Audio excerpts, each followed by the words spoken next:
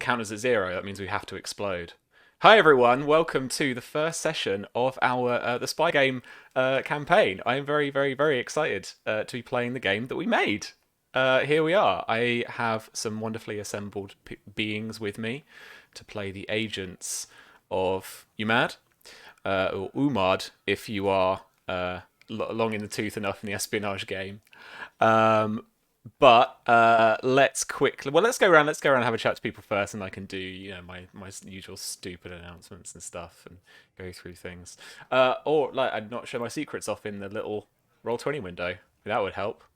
Thanks for following, Noah. Alrighty. First, well, let's go to you, my friend. Welcome to the channel. How are you doing? Hello, I'm doing all right. Looking to be a snicket boy today. Uh, yep, that's a first impression. But yeah, it's nice to be here. I'm playing Agent Oppenheimer. If you're a history buff, you can kind of guess what I'm about. Uh, my name's Noir. You can find me on Twitter, Twitch as the Noir Enigma. Ready to blow some stuff up. Sweet one, man. You've been you've did I see you just started a D&D campaign as well? Yeah, on my channel, the Lonely Throne, I am Yeah, GMing, producing a I D feel and you. D game in my own homebrew setting that I've been running for 20 plus years. So Sweet. it's very interesting. Yeah. A lot of the deep lore. My friends from my old homebrew games kind of call me after watching the show, going, "Hey, I remember we did that." So it's been fun. Just Has it been much? Are you recycling stuff? Like, has it been much different this time so around? each campaign that ends in that world ends an age, and then we That's awesome. advance. So a lot of the deep lore and like a lot of how kingdoms were founded happened around the second age, which is the second campaign. And so everything that's referred to, every history check, arcana check, legendary weapon that's found comes from somewhere or comes from something. And I love doing that in settings I because it love that. feels like it gives weight to everything, and it makes me look like a better storyteller than I am But because and you everyone remembers it though, right? right like uh, okay, so we had a half troll named Dimaglodox who ended up becoming like the town's mascot, and and he bought a bar named Bingos from a vampire, and like Oh it's my just really god. crazy stuff.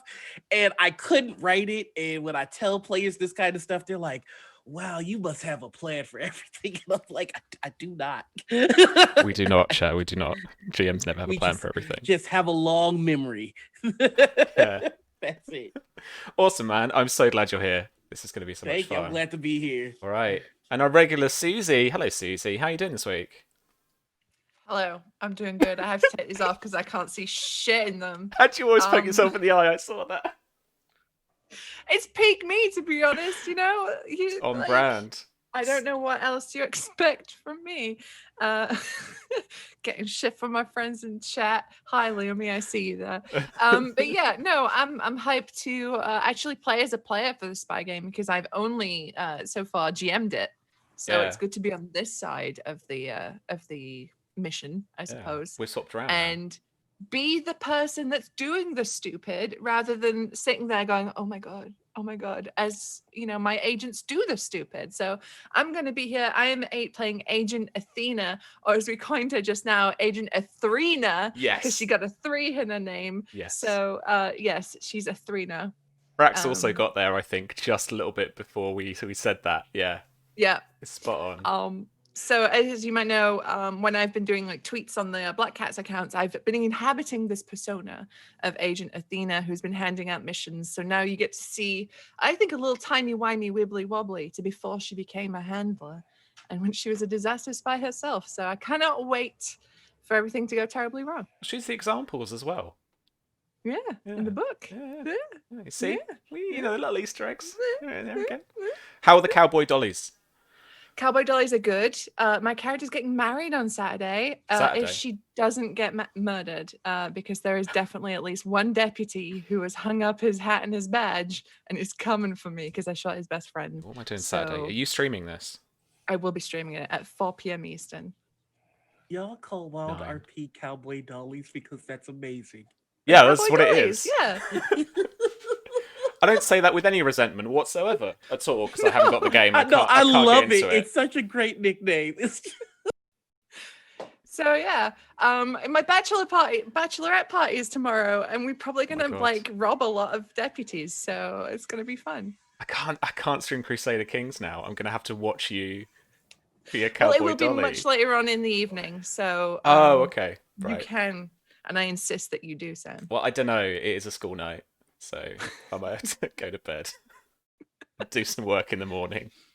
Anyway, all right. No, I'm looking forward to it. I'll try and catch it up because it sounds awesome. And I will definitely try and catch you on Saturday. I don't think I'm playing Dark Sun, so that should be awesome. All right. And long-term friend of the channel and massive Art of the Fire enthusiast, if I'm allowed to say, is the wonderful Pope. Hello, my friend. Welcome to the game. How you doing? Doing well. Yes, Pope World Bill on Twitter, Pope World Bill on Twitch. I lurk in all your streams and sometimes take lore notes.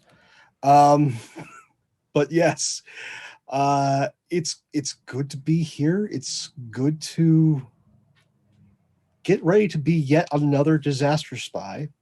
I don't know, man. Out of all of them, I got my eye on you because you figure stuff out. And like I have the I quite often in games I set this thing up and maybe there's a kind of tilt or there's like a turning point or something in the campaign or I'm setting things and I pace things far too slowly. So you're probably going to help me by figuring things out and then I can like get to the kind of crux of it. Like so, yeah. But you're don't do yourself down. No. As Susie can tell you from Burb Squad. Oh God, I forgot about Burb Squad. When dealing with spy stuff, there are two modes. One can be a serious spy, and the other one can be a nightmare given form. We will see as this campaign goes forward which one Sherlock's going to be. But no need to worry, folks. I always have an ace in the hole. Hey! Now look, no. So tiny bit of real talk here, friends. Between the five of us, like we have found through testing, through playing this, there is always a point in a mission where it goes loud. It's usually unintentional, and you just have to be ready. And I'm here for that. Like I don't mind that. Unintentional.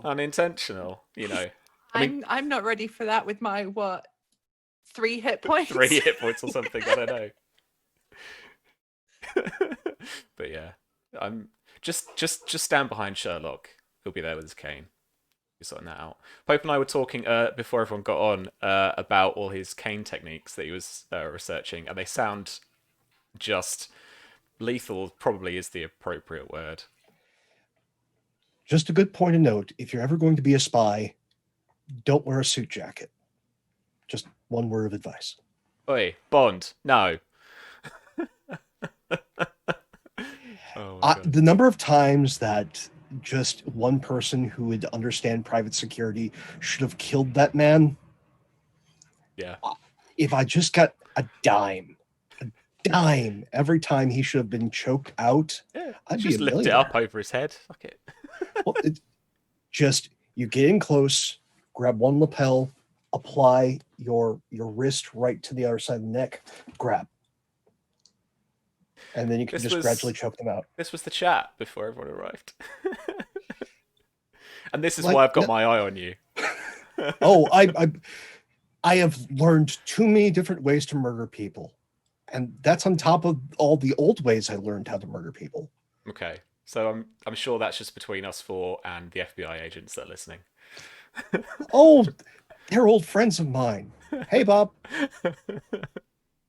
I like to think there's that meme, isn't there, about like, do you keep the same one or do they rotate? Like, I saw them grew up, I saw them go through college. They rotate because vacation days are a thing when you work for the government. Yeah, that's true.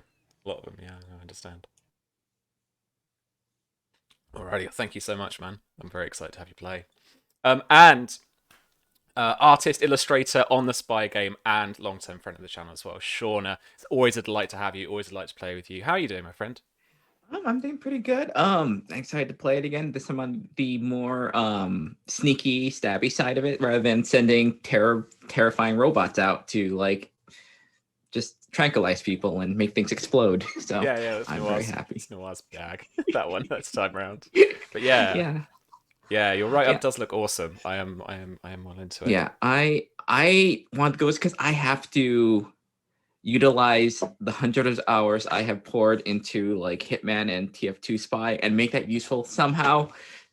You and I are going to be on the same wavelength. I design levels, or I design encounters like Hitman. Mm-hmm. I'm like, there could be like a hammer here, or there could be like, you could like push someone off the balcony here, or like all that kind of stuff. You got to think like that when you're building stuff like that, because it's just that perfect thing.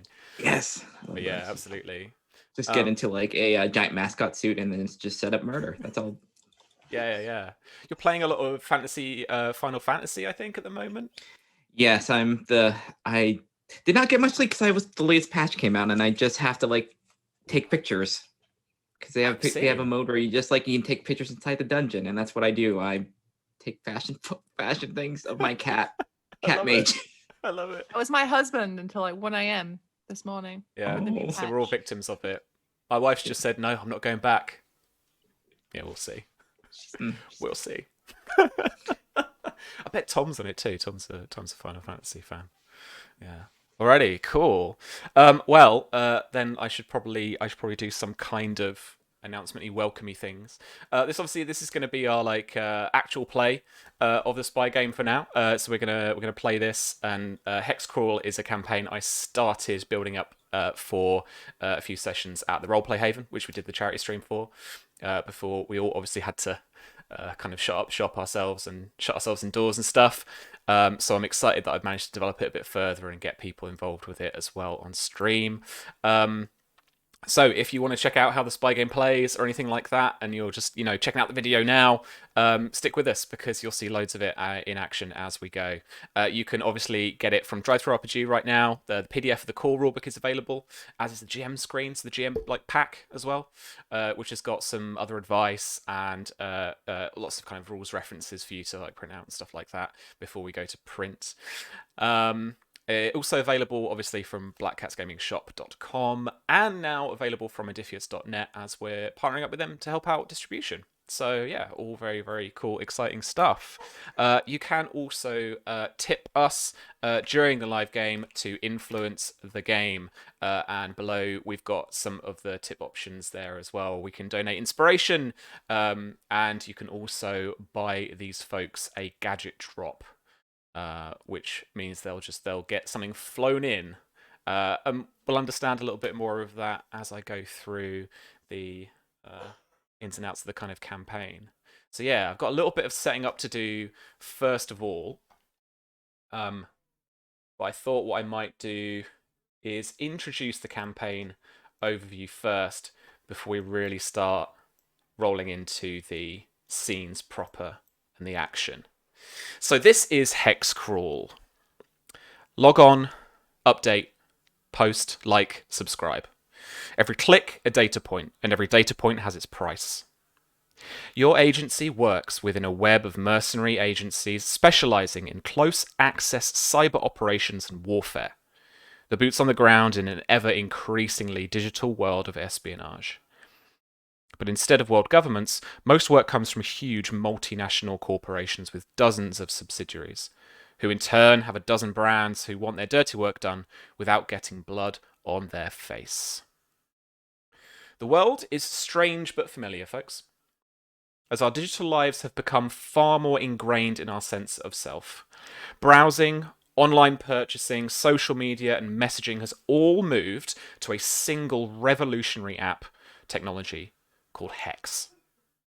Originating from a social media app, it's become the single online platform with which to access the online world. It is the online marketplace. It is the news agent. It is your personal assistant. It's your means of communication. It's your high street bank, your social media account, your streaming platform, and more. Flowing seamlessly between these activities, you never leave the app. And now, Hex produces the hardware for cheaper and better than any of its competitors. With its software preloaded, many younger users don't know what the internet is. They just know Hex. And that is the world we step into today. But first of all, we are going to go over to Pope. I would like you, if you may, just describe a little bit for me for what Sherlock's like house home is like, whether it's an apartment or whatever it is. Domestically, he is got, if he's not staying at a apartment in a foreign embassy, his home space is in DC, small studio apartment, rather stripped down with the exception of some very nice furnishings. Otherwise, it's rather sparse. The spare bedroom is set up more as a small armory, if that armory was a bunch of canes. And very, very simple life. You usually can hear the sounds of the microwave going off at any number of hours during the day, because, well, when you're working in government, you eat well out. At home, you eat like a freaking raccoon. I've watched enough of like The West Wing and like Designated Survivor to know that, yeah, for sure. Yeah, the microwave is going, and it's one of the only lights that is on in your like living room diner. There's a light shaft coming in through the from the door to that armory. And then walking over to your microwave to see if the your raccoon meal is ready. Alfred from the microwave says to you, Chester, I'm sorry, sir, but we're having a phone call is coming through.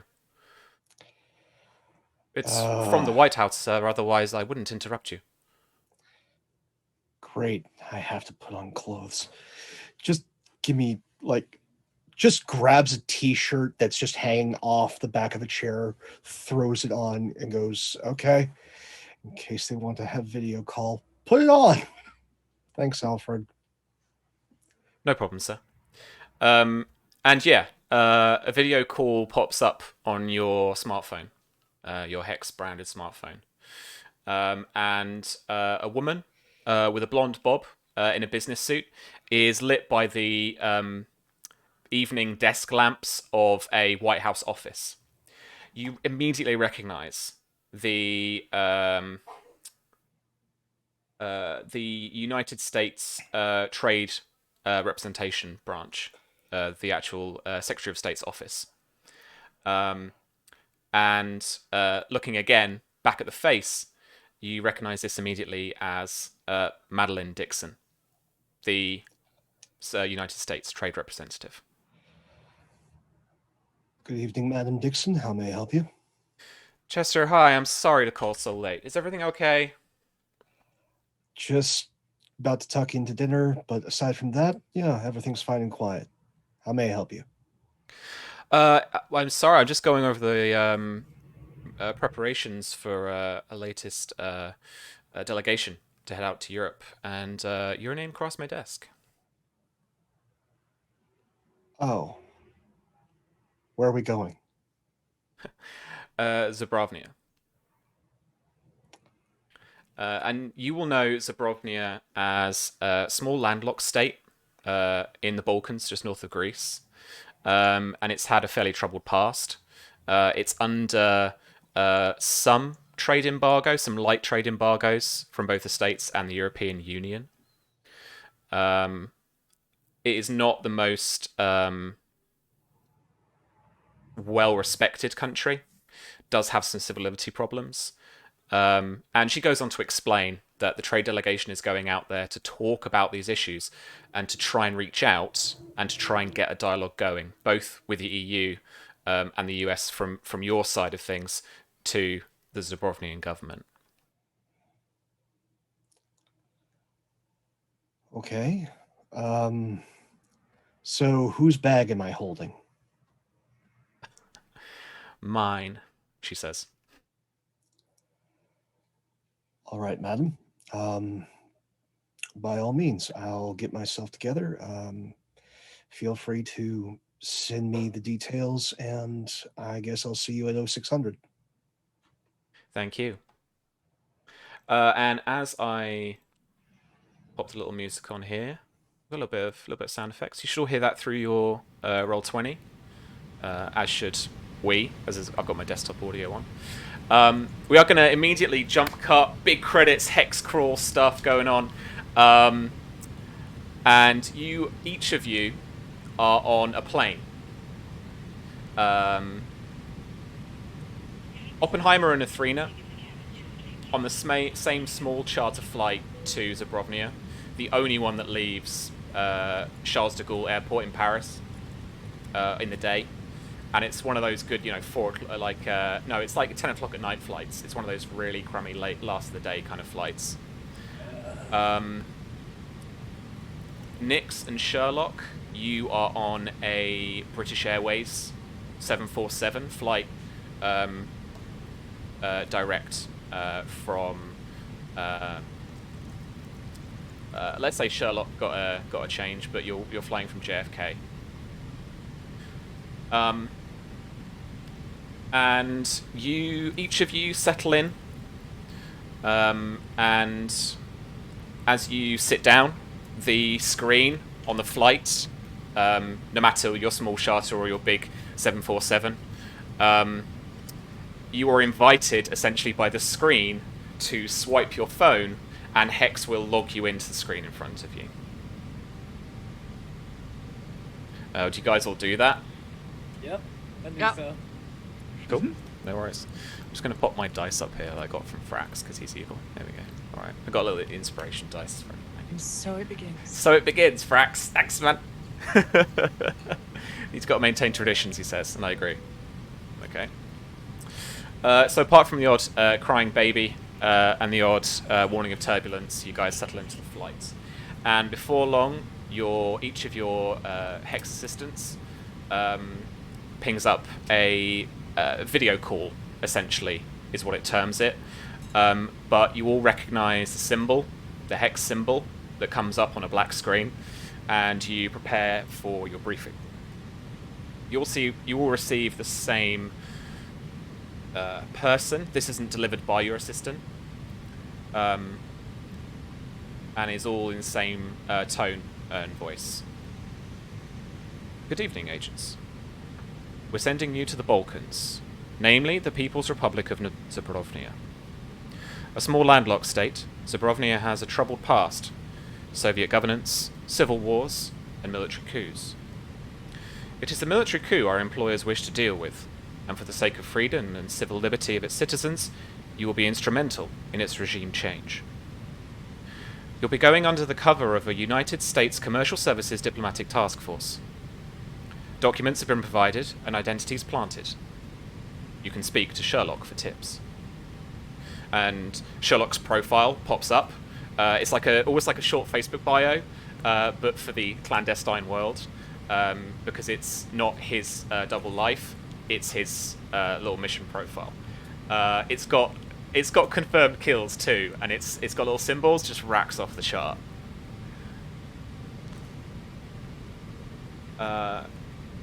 The next thing to pop up is this face.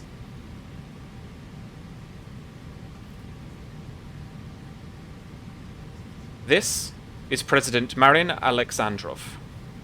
In the late 2010s, he came to power through a mostly bloodless military coup, following the collapse of Zubrovnia's economy and the defaulting of its loans to the IMF. Since then, Zubrovnia has been a petri dish of corruption and political scandal, though Alexandrov has a loyal right-wing populist base and a dedicated cabinet.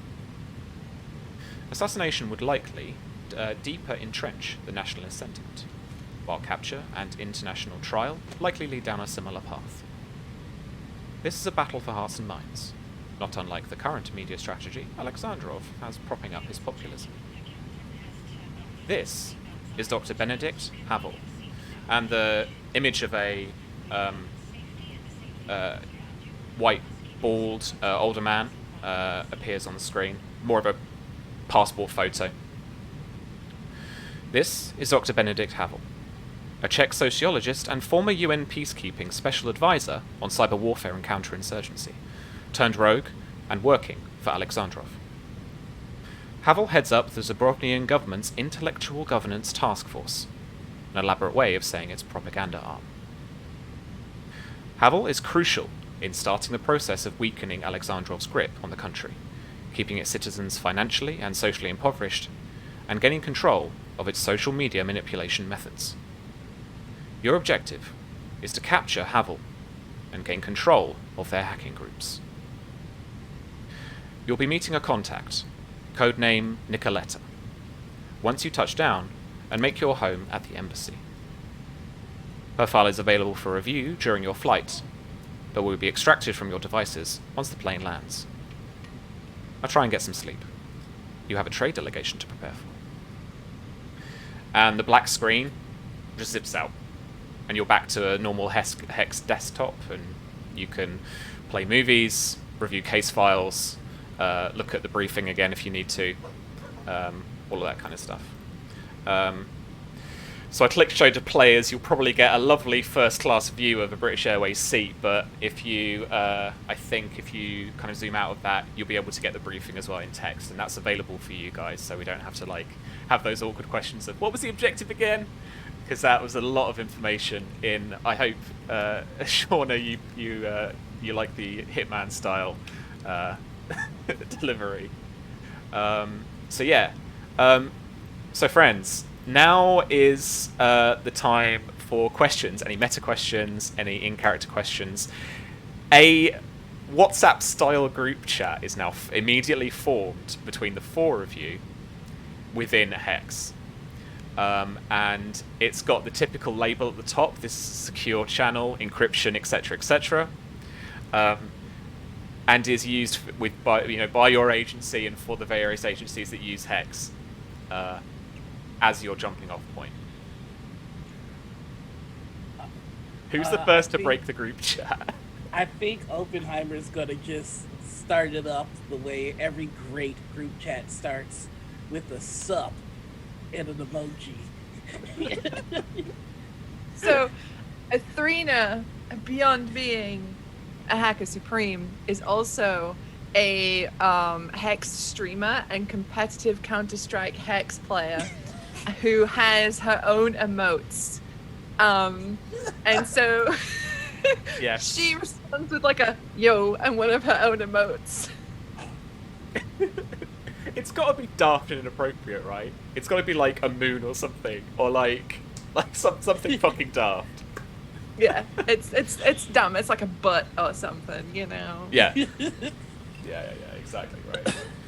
Like, oops. Nick, I think Nick just sends like, oh, hello, exclamation point with a smiley face on it. Silence. There's a little tick. There's a little tick by Sherlock's name. So they're all code names. I might have preempted your question, but they're all code names. Oh no, I was gonna say, do we know everybody that's in the chat? Like, does it show the participants, or do we get to see them when they say something? Yeah, it's the list of the names is the four of you. Okay, cool. Then upon seeing the Twitch emotes, Oppenheimer would be like, "Dope emotes, who sub?" So I think Oppenheimer and Athrena have this convo back and forth, like, bro, they're my emotes. Yeah, I can hook you up with a sub. I'll get my sponsor to do whatever. They have this back and forth about stupid #sponsored. stuff. Yeah. Yeah, hashtag sponsored. Yeah, I'm with it. I love that. We should probably talk about the mission. As the dialogue is ongoing, it's just a matter of is there like little like small profile briefings I can have on each of these people as part of the chat? It's just absolutely great. I have to look up these two immediately. I'll look at the one that's not speaking in emoji last. So so for Oppenheimer and Athrena, how much of your double life is on is on your clandestine profile, is on your agency's profile? Is it because it can be it can be a kind of key part of your character, or it can be something you keep entirely almost secret? It is a key part of Oppenheimer's deal. He is a French political figure, civil servant. It would have his tech background, probably some information from his time in the Foreign Legion, a lot of classified stuff, but it's the one thing that is obvious is that he is a computer specialist and a demolitions expert. With Athrena's, everything that she has done under that name, so including her big heist against, what was his name again? Sebastian Jesus, is on there, as well as other things that she has done, like her prolific hacking and like taking down certain organizations and stuff like that. Everything she has done, she claims under that name. That's even including like with her stream and stuff like that. She'll openly talk about it on her stream, but when she does, she uses like a voice modulator, and like so you never see her face. She's never done face cam on her stream. So she's just this personality, this figure online. So she keeps all of that online, so nobody offline knows who she is as the person. So her entire double life completely free and open for everyone to look at. Yeah. I would love to think that it's inexorably one of the most popular streamers, Mm-hmm. And yet no one's ever seen her on cam. Like, yeah, the Banksy of Twitch. Okay. Yeah. Yes. She's a Banksy of Twitch. Holy shit, that's dope. It's good. It's good. And what about for Nyx? I think for Nyx, it reads like a she lets her double life. It's fairly open, so it just reads that her she has CIA for under a decade, and then for the last she's been working for Hex as a contractor for the last few years. It's very professional, but like I think since Sherlock is fairly adept, you think that maybe this is like another like layer of like identity on top of it. Like there's certain things that maybe read suspect. Quick little notes he's making for himself. Athrena should be relatively easy. Need to show social ropes. Nyx, body person most likely to obtain target. Oppenheimer, due to past foreign service, the liability. Try and keep tabs on him. And for anyone checking out Sherlock's profile, what's that like in terms of the relationship between his double life and this, and what do people see? Because he's had to do so much work, and his double life is his benefit. No, it's pretty open. So yeah, he's a regular aide to the American Foreign Services. Usually that guy in the sunglasses holding a diplomat's attaché case, he's the guy. Usually bodyguard or body person who just is there to make certain that when you're going to foreign soil with a government that is known for double-crossing people, those foreign diplomats are taken care of. And so when those things that don't get put in the press, like an assault that ended in said foreign national being put in traction, he's got a lot of those. Yeah. That's some of the little kill count things, I guess. Well, again, it's just like instance, and then there's probably like a small little box that is listed of all the nations that he is not allowed back into. And it's like all these like third world headed by dictatorships that he is like, no, not allowed back. Yeah. You've been expelled. Yeah. Absolutely. I also would like to impose that, because why not go full Black Mirror? The agency under Hex that use Hex, that isn't working for Hex necessarily, have a rating system for their agents. What is your rating system, friends? What is your rating, rather? I think because Sherlock has a tendency to go loud, he is a flat C. Nice. I didn't know where we were going to go with the grading, but I like it. I thought we were gonna go Uber, but that's cool. I can work no. with letters. S class, mate. That's where we're going. C to S class. Who else? Nyx. What about Nyx? I think she would be probably an A, Nice. not quite S, Mm-hmm. but some occasionally go loud or be a little more obvious Yeah. and a little collateral damage in there, but effective. Nice. Cool. Okay. What about Oppenheimer and Athrena? I'm gonna say for Oppenheimer, he's still really fresh to this whole thing. So he doesn't have an actual grade. He has a projected grade, Ooh. and it's a projected grade of B. Okay. Yeah.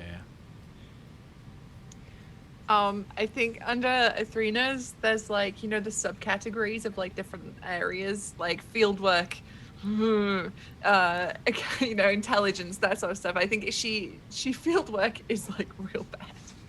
She is absolutely the indoor kid. But upon other things, that bumps her grade up. I think that brings her to about, I think she's like a B plus. Yeah. They're Agent. pluses. Yeah. Yeah, she's a B plus. Awesome. Absolutely. All right. Such a good If team. we have the sub amendments, team player and interpersonal skills, those are Fs. Good. Lethality is S grade. Yeah. And then there's probably one for entanglements. That's S grade, but everything else is just Fs. Yeah, it brings it down. Yeah. Like I really want a rating for us to have like the back of those old like Marvel cards where it's just Oh, like, yeah, yes, that'd be yeah, great. Yeah. Yeah. So what I'm hearing is next supplement, spy agent top trumps. Yeah. James is gonna hate us. All right. Let's talk a little bit more about your cover. So, for Sherlock, like this presents like a real gig. But we'll come back to that in a second. The three rest of you have all been given cover identities under the like standard equipment basis for it. And this cover identity is for either a kind of assistant or an aide to the US commercial service, or as a delegate for the European Union. Both Athrena and Oppenheimer under their French nationality. So because I've been doing my Googling, so the commercial service is the trade promotion arm of the Department of Commerce's International Trade Administration. So it's part of the US Foreign Service, so perfect for Sherlock. and it helps essentially thousands of US companies to export goods and services around the world. So this is a kind of, this little agency here is the entry point into going along with the actual US trade representative, Madeline Dixon. So you, while the cover identity does put you as a member of the US Commercial Service or EU delegation, obviously the cover identity itself doesn't extend any further beyond your, like an alias, like a proof of identity that you've got. And most things nowadays are done through HEX, even though there are still plenty of people who will use physical passports, a lot of the time with chip readers. So you walk up to a gate, just slide it in, reads it off, the RFID, and off you go. And obviously electronically, but it doesn't extend anywhere beyond that. So official records have been planted by the agency. They've essentially kind of got you the gig, and it's not been difficult to get Oppenheimer the gig, as he's already fairly low level within the civil service in France. And for Athrena, it's just a complete fabrication of something. And so there's a bit of reading, a little bit of kind of just mental training to do just on the fly as you go through it. So essentially, in terms of the trade talks, the United States Trade Representative Madeline Dixon is going with a delegation of diplomats and advisors from various branches of the International Trade Administration, Trade Commission, and the Commercial Service. Talks are based around the mutual interests of the United States and the European Union's potential trade with Zubrovnia, opening up restrictions imposed on the country and possible beginnings of a trade deal with the European Union. But they are concerned about civil liberties and media censorship. So that's the crux of what their diplomatic mission is going to be for this short stay. The US Embassy in Zubrovnia is in the capital of Koloratov, and it will house the delegation, and it will provide it resources for the trip. Ambassador David Horton will provide assistance to the delegation while they're in the country. The embassy deals with events and issues that have a personal impact for American citizens in Zubrovnia. So birth, deaths, marriages, adoptions, etc., child custody, all the citizenship and all that kind of stuff, even voting in absentia. It provides passports, obviously, as its kind of main thing, and it also provides help for illness as well, if they're there. Consular affairs at the US Embassy consist of American Citizens Services Department and the Visa Department. The key thing I want to put across here, which I think we're going to have a little bit of fun with, is you have to keep this cover up as well as your mission. So you are going to be part of this trade delegation. It's not a case of turning up and then you're smuggled away to somewhere else. You are going to be doing the job you've been assigned. You are going to be assisting the trade delegation in their work. And for Sherlock, it is going to be real diplomacy work. There are going to be sit-down meetings. There are going to be, actual, conversations with opposing diplomats, and then round tables about various trade things. So we're gonna have a few of those as well, a few of those little scenes as well. During the flight, Athena's furiously googling like, what the fuck does the trade people do? What does a meeting look like? She's looking for YouTube videos on how to look like a diplomat. I'm gonna say before you do, who is it? Bubo, your little mechanical owl assistant, has already assembled a playlist of YouTube videos, and you get a lot of. What was the YouTube introduction? Hey everyone. Hey guys, what's up? It's me, your girl, coming at you. Yeah. Teach you all about trade delegations, but don't forget to smash that like button. Ring that bell. Yeah. It's like, balmy suited people who look like they should be the most boring accountancy style people, but they're just going off about trade delegations. This is how the world learns now, I guess. Ugh, we're covering crazy ground. Alright, so as well, the embassy has the following resources available to you that Not that they are there for you and your mission. They might be commandeerable, I guess. They have a small fleet of sedan cars to drive people around in. The embassy itself has fairly unfettered access to Hex, but the thing with Zubrovnia is that, and a lot of the reason behind the civil liberty issue that the trade delegation is bringing to the government's attention, is that it is known to be very well regulated, and that's to do with that propaganda arm that I was talking about earlier. About Dr. Havel and the intellectual governance task force. So that's basically Zubrovnia's kind of censorship arm, but it is, as you can delve a little bit into the news, that you might just Google Zubrovnia or not Google, you might hex Zubrovnia just to find out a little bit more about them and stuff, and just to get some basic idea of where you're going. And yeah, essentially not only is there kind of a lot of censorship, but essentially a lot of like fake news and a lot of stuff put out there as basically propaganda by the government. So the kind of the free press, at least a lot in the West that have maybe covered the story, and there are a lot of the European papers that have covered the story in the past, have noticed it's very hard to distinguish. A lot of it looks like grassroots messaging, like it's bot Karen in a Facebook group, in like a group,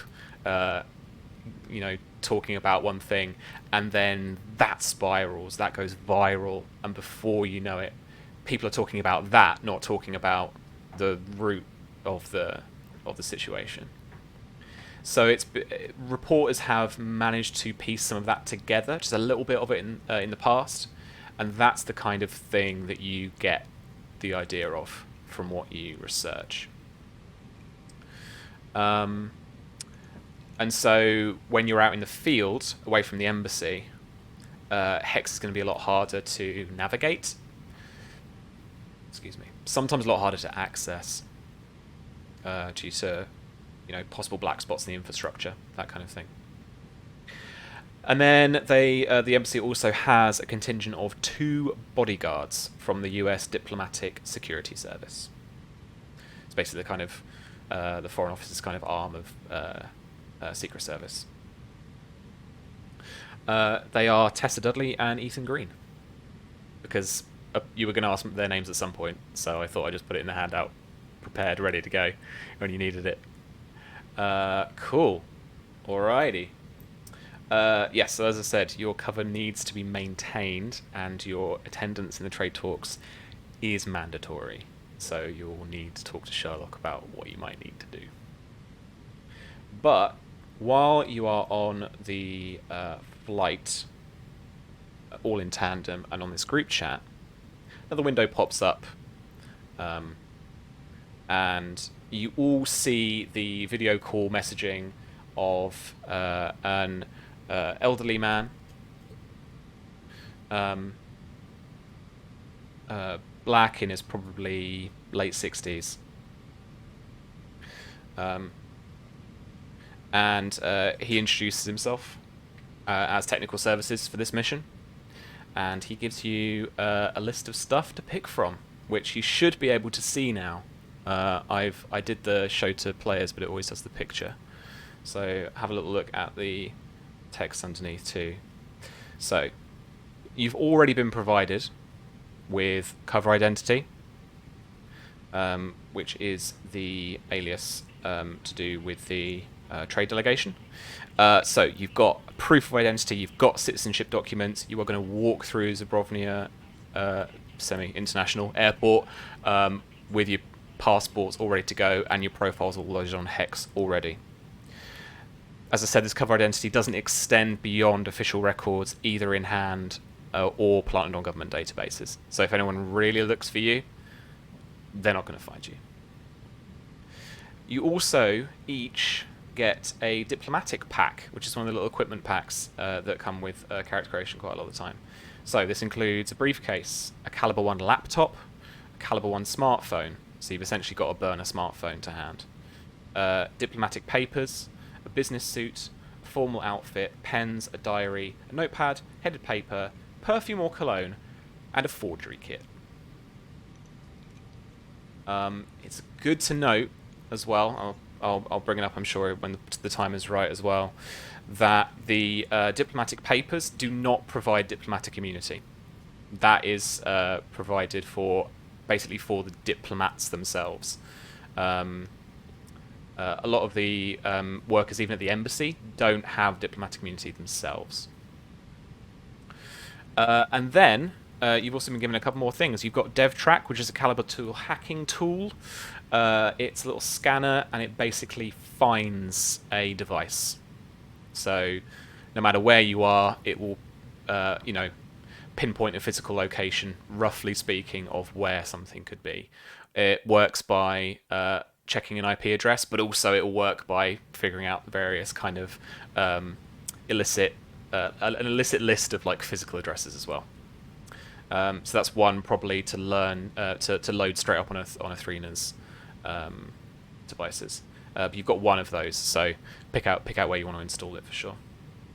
And then because I kind of got bored and couldn't figure out the rest, I've given you guys $1,450 spending money, because that's the budget. And I was like, that's nothing else I really need. So there we go. And I've gone half and half on this. So usually for the spy game, you can give like a pre-assorted group of gadgets and give them out to the group and just be like, here, this is what you've got.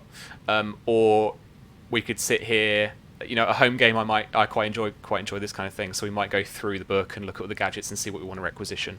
I've given a half and half here because I do want to do a little bit of it, even though we're on stream. So basically, under the gadget heading, you can pick 3 of the gadgets from the following list. And there's quite a list. And remember, you've got the standard equipment gadget options to miniaturize, combine, or disguise or mount any of this kind of standard equipment from the book. So if you wanted a normal thing, like just a kind of GPS tracker or something, then we could like miniaturize it, or we could, stick it to a vehicle or something, stuff like that. But yeah. Is this 3 each or 3 for the whole group? It's 3 for the whole group. But Okay. Oppenheimer, you've got your tech points. So one of the options. Yeah. I think one of the options is. I can cash in my tech points to get an extra slot. Yeah. I think I'm pretty cool with what I got. So. What did you pick for your technician gadgets in the end? For my technician gadgets, I have. Let me go to my road twinner. Oppenheimer's standard tech equipment is, and I have it in his spells. Yeah. My +1 armor, my augmented reality glasses. Hey, how's it going? And a micro grenade, cause you never know. Man, that's perfect. Also for my caliber 2, I have an electromagnetic pulse. Beautiful. You stay away from me. I came here to fuck shit up. Yeah, man. Oh my god. And now that we have the standard stuff, I have a hacking tool, which I was worried about. So I don't have to worry about that now. And it's caliber 2, so that's nice. Mm-hmm. And that's for everybody, right? So the standard equipment there is the DevTrack. There is one installation of it, essentially. So you've got to figure out for me where you want to install that. As we're in the future, I would assign it to a profile rather than an actual device, let's say, providing you can log into Hex from the device you want to use. So if it was in Oppenheimer's, then you would have to log into the device you want to use, and then you could like, we're talking about like literally streaming video games, playing them by streaming them rather than actually downloading them and installing them on devices now. So I can imagine tools and hacking programs and stuff you can literally just use from a cloud source rather than from a local client. So like Yeah, but I'm gonna say because it is meant to be one of them rather than accessible to everybody. Okay. I would say you pick somebody, and then we'll link it to their profile. I mean, it doesn't require a check or anything, so we're not going to have to be dependent on, say, like Susie's proficiency or expertise or anything if you don't have any. I would say put it on either Sherlock or Nyx because they're the most likely to be up and around folks. They're most likely to be in, you know, in the fray, as it were. Again, professional assessment is Nyx. Second professional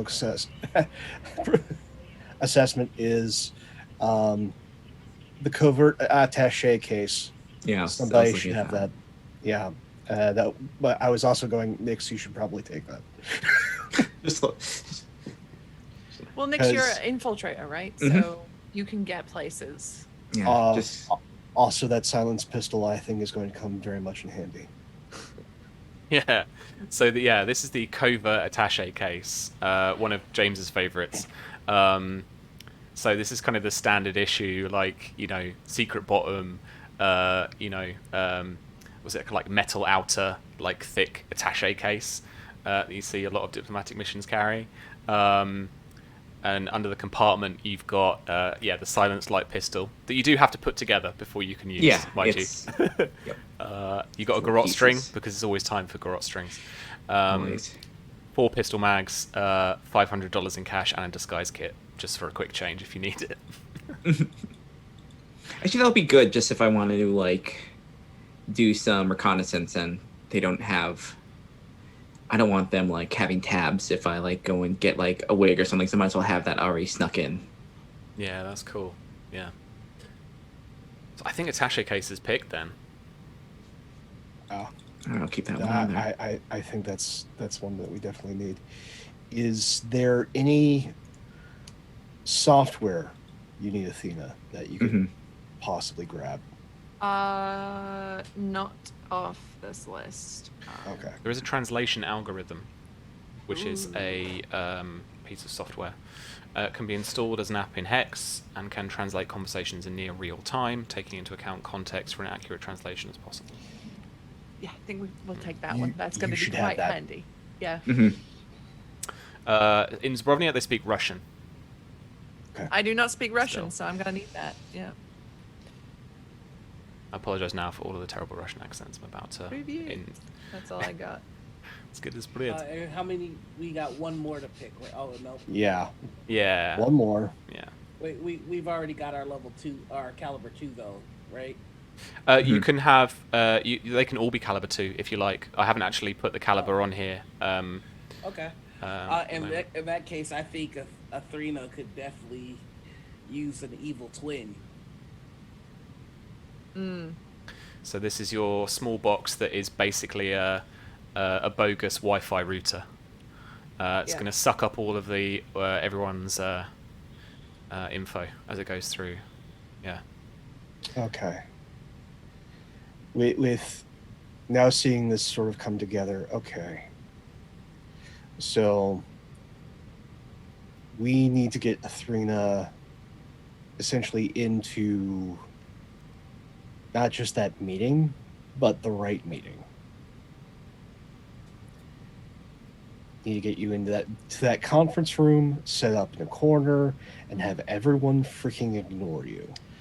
So then I should be translator or something along those lines, right? Notation taker, something like that. That's the best thing. Is essentially you are just there to keep minutes. Have that be effectively the cover, because no one pays those people any mind unless something gets really out of hand. And it's a lot of just smiling and nodding and making keystrokes. That's the job. Given that there's going to be a need of mobility and disappearing, Nyx, if we can just have you act as an aid. Yeah. So you can be a full-on gopher. So when you go missing, you have reasons. And that's probably the same job for Oppenheimer, because in case something needs to disappear, you have a reason to not be local. Due to my being picked up by Madeline Dixon, I'm probably going to have to maintain close to her when I'm on. And then when I'm off, I'm still alongside the delegation. So I'll be nearby just because of the job. And the only reason I can pretty much go off of her is if something goes loud elsewhere. But Oppenheimer, you can always give me an excuse. Well, you can see that he's going through his tablet and looking at all of the different toys. This is Oppenheimer's favorite part. It is just everything.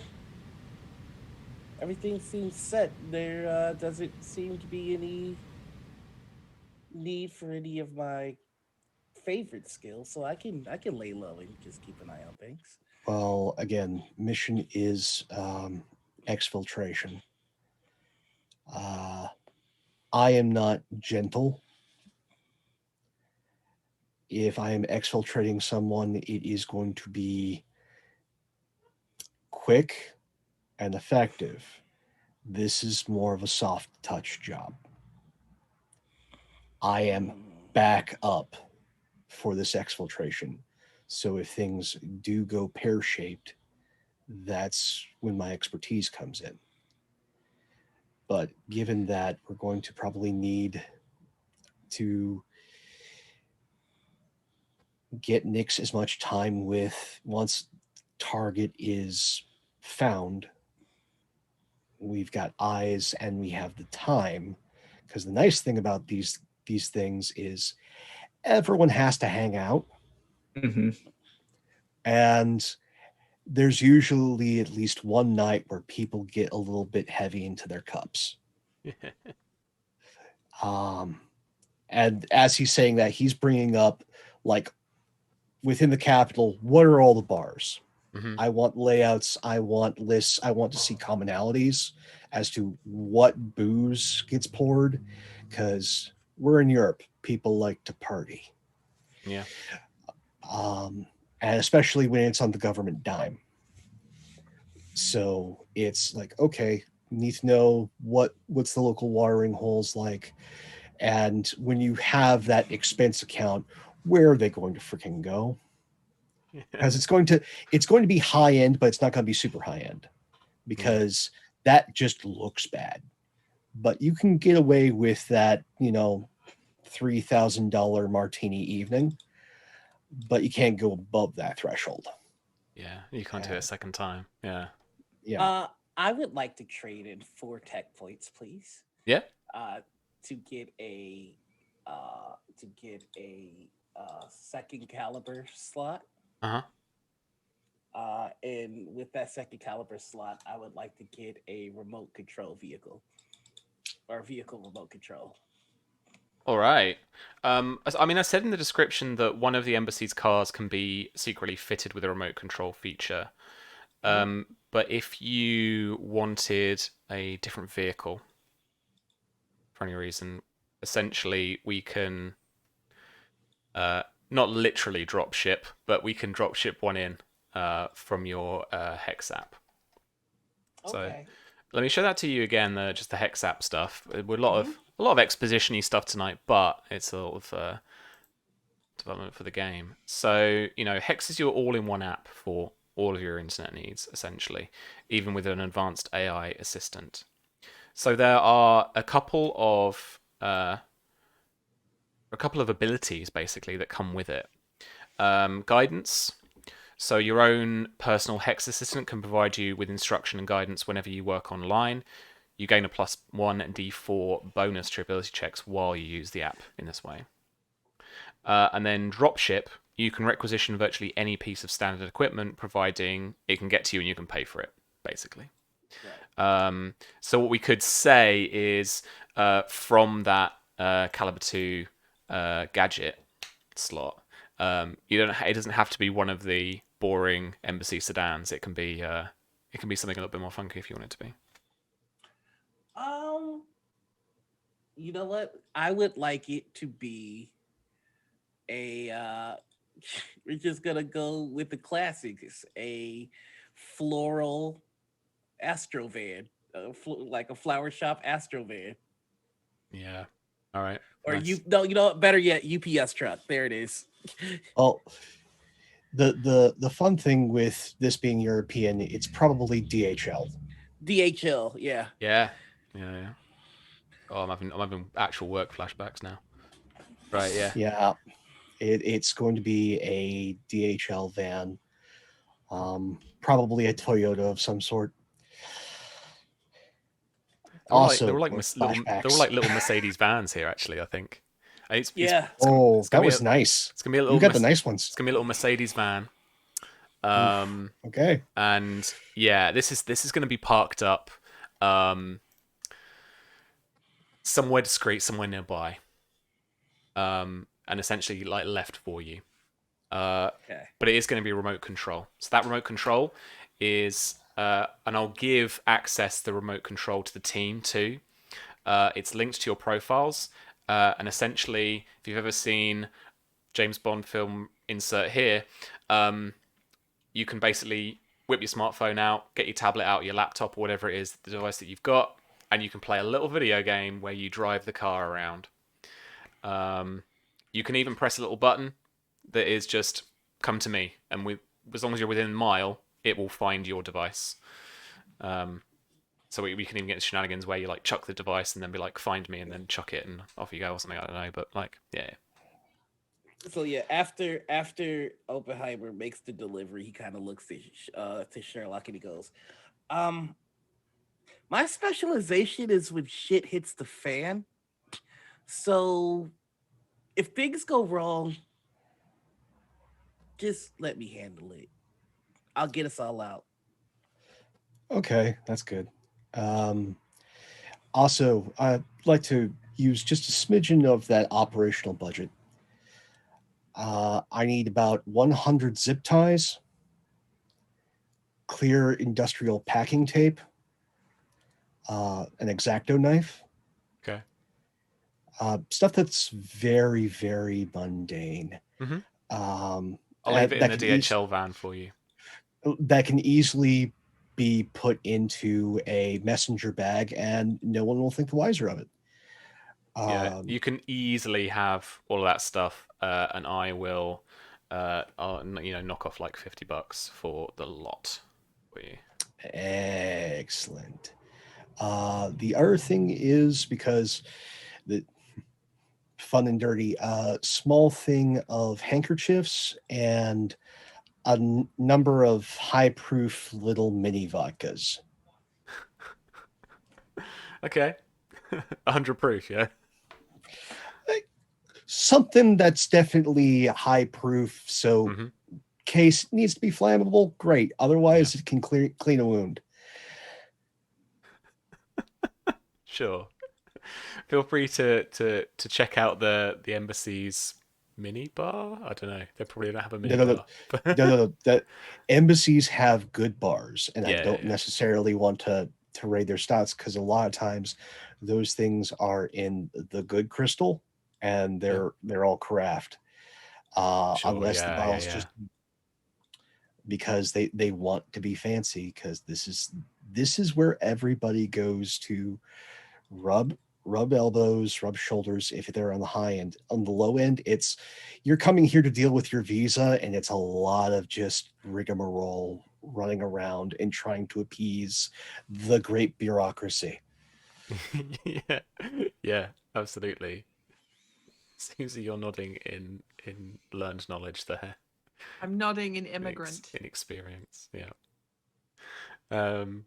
Yeah, I can leave essentially. If you buy off Amazon like a big multi-pack of like canned drink or something, you essentially have a wholesale equivalent like case, like thick plastic shrink wrapped mini vodkas.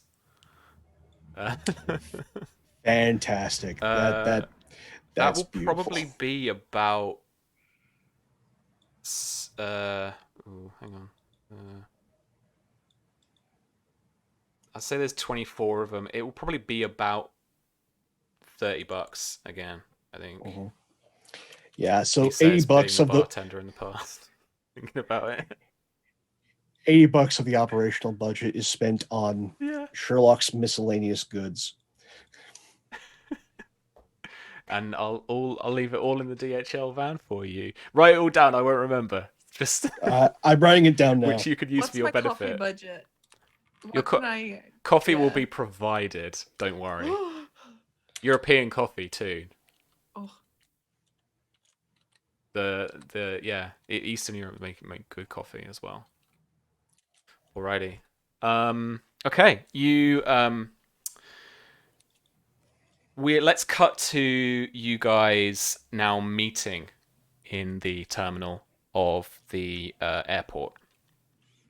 You've been given use of the kind of fancier lounge, I guess. And of the two, this one's been cleared out. So this is essentially for you as kind of VIP, proper VIPs, in a diplomatic sense. Sherlock, as you head through, once you head through arrivals, you're I don't know for sure, like in real life, but you're obviously partitioned off. You're let off the plane first, along with Madeline and another couple of members of the delegation, and Nix as well. You go along too. The two of you head through a private gate to go through security, to go through customs. And then on the other side, in that kind of arrivals lounge, you do actually head through the main arrivals lounge. And there are a number of reporters, cameras flashing away, all getting a few candid shots of Madeline as she walks through the lobby. She gives them a kind of curt nod. And she essentially kind of quickens the pace, and the group has to keep up to get through the PAPs.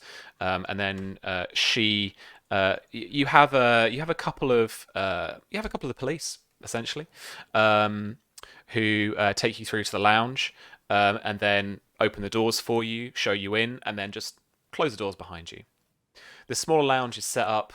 Oppenheimer and Athrena, along with the European delegation, are already here. And already enjoying croissants and coffee and tea, as it is morning. And there are some bleary red eyes looking at each other from across the two delegations. But the real diplomats get quickly to saying hello. A couple of people knowing each other, recognizable. Oh, I haven't seen you since so and so. And English is the language of the day, as it's the one that everybody speaks here. And so I can leave you guys to for a moment just to chat and establish the dynamic a little bit. Now you've all met face to face rather than in the group chat. So I imagine with Athrena, when she got on the plane, she looked like the most gremlin person ever, right? She's that person that's about to take a long haul flight. She's in like a big baggy jumper, big like joggers. She's got like a hat on, sleeping mask. When she got off that plane, she looks like Kate Blanchett in one of the Ocean's movies. She's like in the suit. Her hair is all like stripped back. She's got makeup on. So I think right now she's probably just seated in this lounge with like a little cup, just very, calmly, measuredly taking a drink of her coffee. What about With her Oppenheimer? laptop in front of her, obviously. Yeah. Oppenheimer looks exactly like this. He's got his D&D shirt on, a Hawaiian button up over that. He's got his AI glasses that just look like regular glasses, and he's wearing a hat that he found on his bedroom floor. And he's just making his way over, and he has like one too many croissants on his plate. And he's like got coffee and orange juice. He's just taking advantage of this continental breakfast, and he has no shame in his game. Yeah, I can imagine a few other like just kind of civil service aides who are just here that are more kind of secretarial. They've formed a small clique already, and they're exactly the same. They are doing exactly the same. They've not dressed up so much for this. They know that the Paps aren't going to take photos of them, or they're going to be cared about. They're here to just kind of do their job, but also really enjoy the breakfast. Just take advantage, man. Yeah, absolutely. Some of this is going home with me. Yeah. It's going in pockets. Yeah, absolutely, man. Cool. And so what are Sherlock and Nick's like as they approach? Nyx is I think since her cover is going to be one of the she's going to be kind of dressed like them, but she's going to have right off the bat, like before she left, she's going to have like a kind of a dark brown long hair wig tied, kind of bunned glasses. She's did her makeup in such a way that she looks tired, like she's been doing work. She didn't spend this plane trip, relaxing like she did, but that she was like, going over paperwork, going over reports and stuff. So she like has that tired energy to her as well. Sure. Yeah. And Sherlock. Formal wear, vest, slacks, reinforced formal belt. Looks one of those that you could see those in FBI. It's not quite the gear belt, but it's if you need to. Has an extendable baton that he is now clipped to said belt. And has his little messenger bag going around, quickly getting Madeline sparkling water, croissant, putting that in front of her, then walking back and then talking with one of the staff. He wants 2 mimosas and getting himself the blackest of black night coffee that he can, and just keeping that eight steps away from Madeline, just hanging out in the back, probably near another one of the myriad coffee tables or high tops in this place. Yeah, sure thing. This all gives you an opportunity to meet properly, to chat through any short-term plans about covers and what you plan on doing. Remember, the first step is to make contact with codename Nicoletta. And you were given her profile.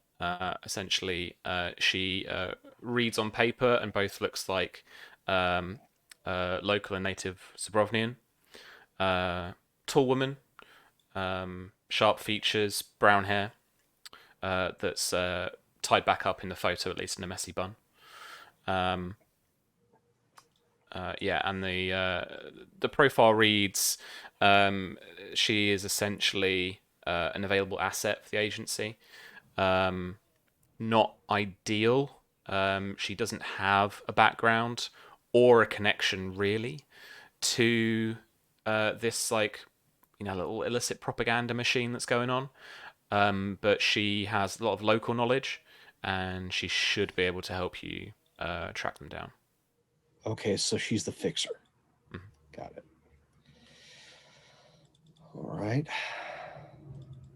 So Athena, seeing these folks come in, will put down her coffee, close her laptop, and come over and hold out her hand to Sherlock and say, "Salut, I am Sophie Durant, attaché with the Service Commission. I'm here to be the minute taker of the meetings." Oh, good. Nice to meet you. Call me Chester. Chester, pleasure to meet you. Yeah, no. Pleasure to meet you. First time locally?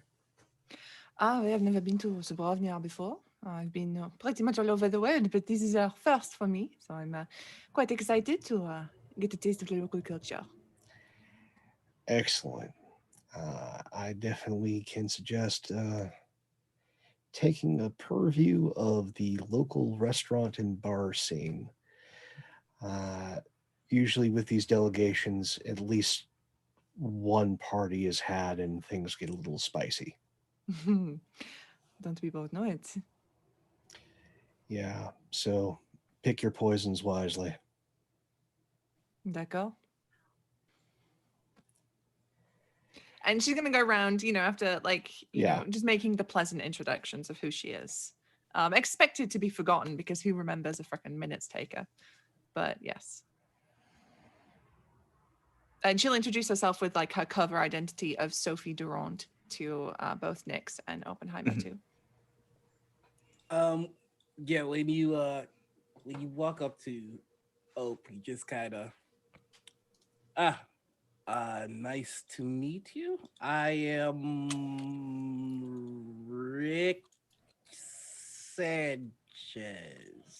I think Nyx is within ear, and she just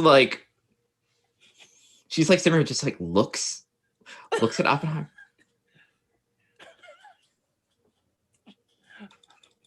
He forgot about the part where he needs a fake name.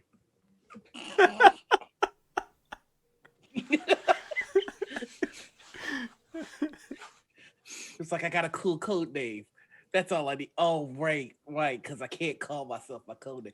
Rick Sanchez. Hearing that, oh, great, we got a joker in the steno pool. Whatever you say, Wally. Wally? Yeah, not our Disney first time movie? meeting. Right, of course. Because Rick. Yeah, no, I know all you nerds like to watch those cartoons, but we're actually trying to do business here for once. Excuse me, sir. I don't have any idea what you're talking about. I've never watched a cartoon in my life. Your t-shirt says otherwise. This is from Pathfinder, sir, which is not a cartoon. It's a very serious and number-heavy system. I rest my case. Where's that mimosa? Oh, they have mimosas? You were handed If a you know- mimosa. In the corner, I'm just shoving a croissant in my face just to not be a part of this. I just thought this was orange juice. How many mimosas has Op had? Oh no. A few. Amazing. This early, pre-mimosa morning. Mm-hmm. Mimosa morning. Yeah, absolutely. Makes a Shauna, lot more sense. what about Nyx? Anything that you want to go up to? Introducing people or getting the down low on anybody? I think she'll go up to she'll probably going back and forth with instead of mimosas, it's coffee, and she'll go over to Sophie and just, all right. I think in the midst of some kind of just instructional, just this is okay. We're gonna need you at this time. She will just keep an eye on which one of these, all of the aides. If there's anybody with she'll give little pointers, look out for other people that are information, if there's anybody that looks like they're in charge, that they're working on the information system, just keep an eye on those. And try and look up so you can find out anything about any young, information techs that have just been hired and have moved up, went from standard 20-something living to a nice. So she wants basically Sophie to or Athena to find people that might be hires within the that propaganda machine. Yeah, it's really sound idea. Yeah, nice one. Okay. And after the pleasantries and the mimosas are done with, you are all picked up by the small fleet of black sedans, take you to the embassy itself. It is not the nicest looking, but essentially is that kind of square architecture, pale stone, kind of concrete embassy. Around it, couple of apartment blocks, what's looked like maybe some offices next to it, but there's not a whole lot of kind of infrastructure around here in terms of like high what we'd call like high street or like bars and restaurants and stuff like you were looking for. It's a little bit further out, and it's a little bit out of the way actually from what you might expect from an embassy. Strangely, particularly in any other capitals that you might have been. But you are bedded in, no problem. And then essentially there is a bit of a briefing as you are greeted by Ambassador David Horton, and he takes you through a little bit of the kind of local laws, local culture, what to do, what not to do, just to keep everyone kind of safe and above board. He does confirm that the Hex network's a little bit patchy out there, so obviously by all means, if you do need Hex access, stick around the embassy. We've basically got a through line. There's some deal going on essentially, where because it is kind of US soil in a way, they have burrowed underneath far enough to get cables out to the border. But yeah, so they've got a good hardwire access to it, but and all of your own devices at least have obviously patched over to a roaming thing, and it is on the most expensive roaming charge because Zubrovnia is not under any kind of commercial agreements that help you out with that. So it's going to be expensive. But yeah, by the time the evening rolls around, you are all essentially given liberty to kind of do what you like. A name enters the group chat, and it's Nicoletta. And she just types, "Hello." No emotes, no little faces or anything.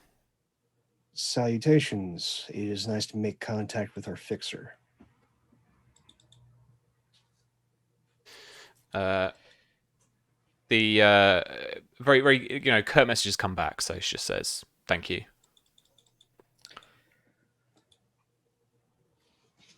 Where do you suggest we make contact?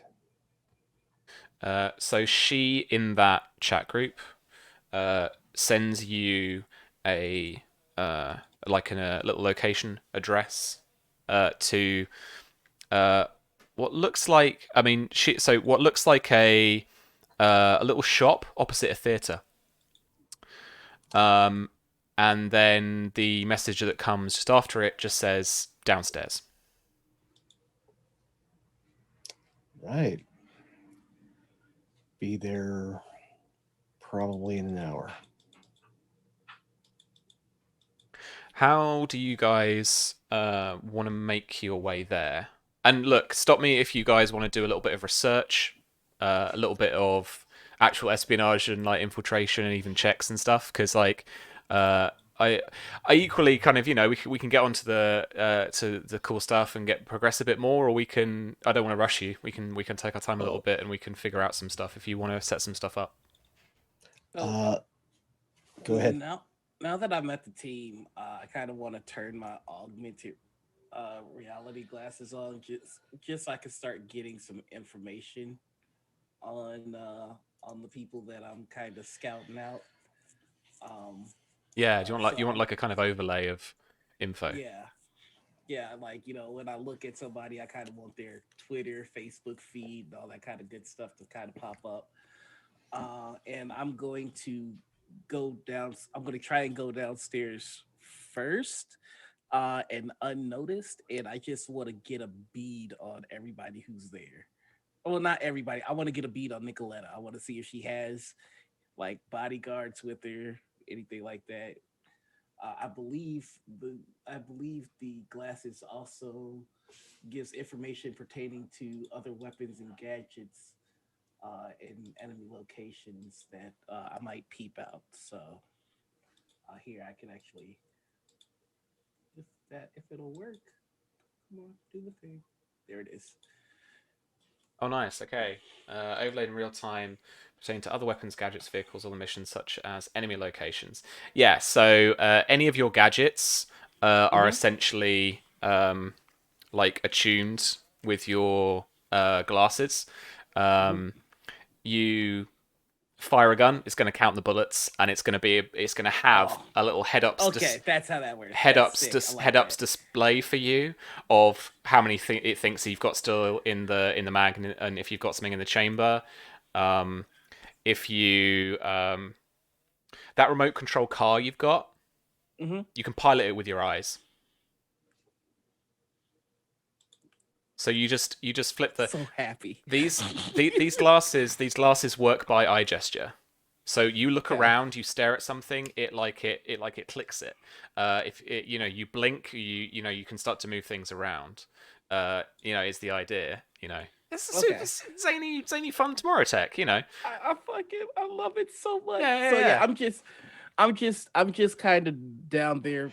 So you're scouting out the place first, right? This isn't downstairs in the embassy. This is downstairs in this bar, right? Okay. Yeah. Okay. Yeah. You walk down. It's a drive-in. So do you take a car? Do you summon the DHL van?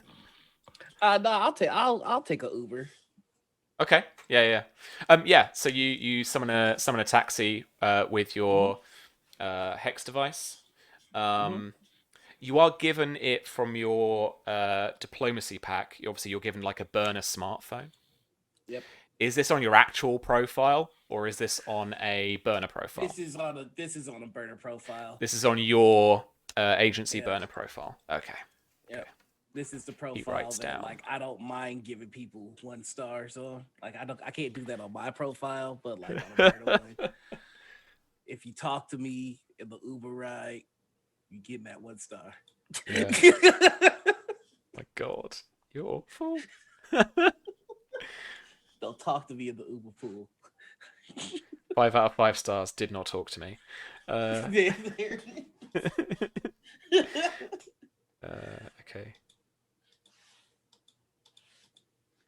Okay.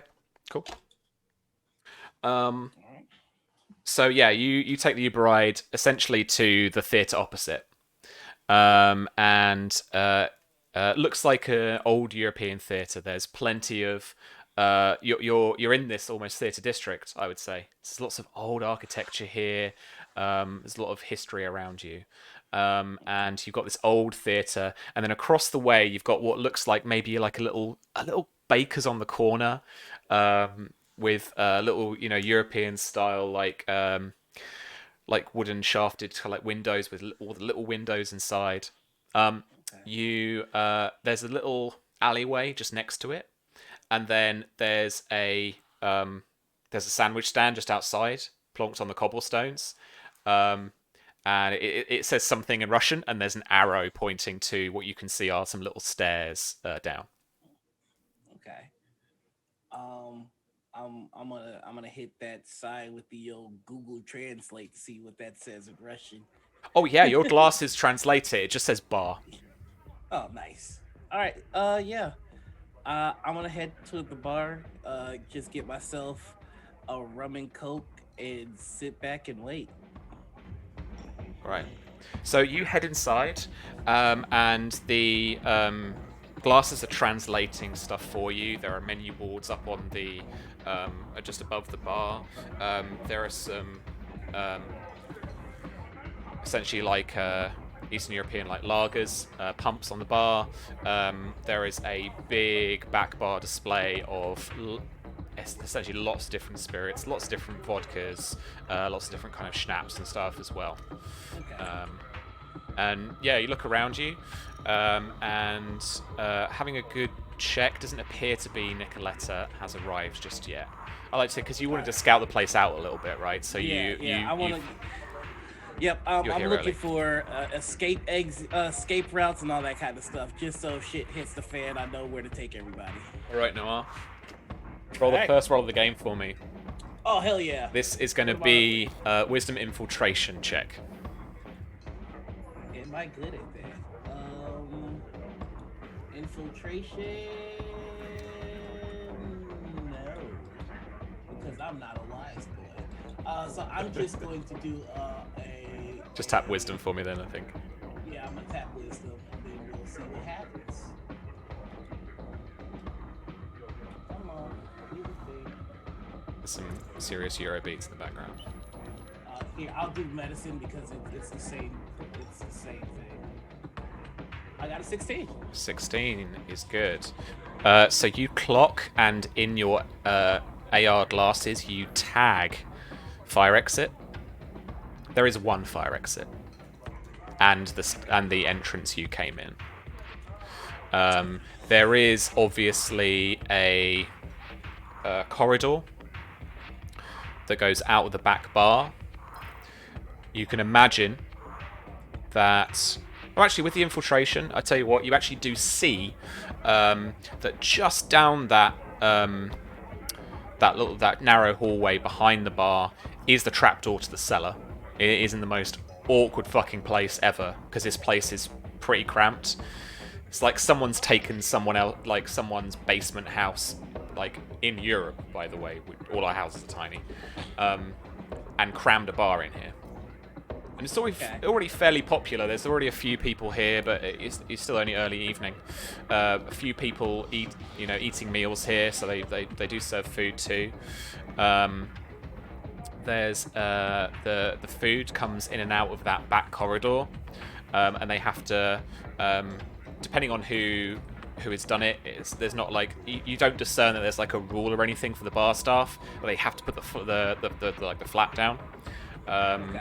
But so every now and then, petite waitress comes out with opens a flap and goes through, and then like there's a pretty grizzled bartender behind the bar, tall guy, bald, looks like he shaves his head as well.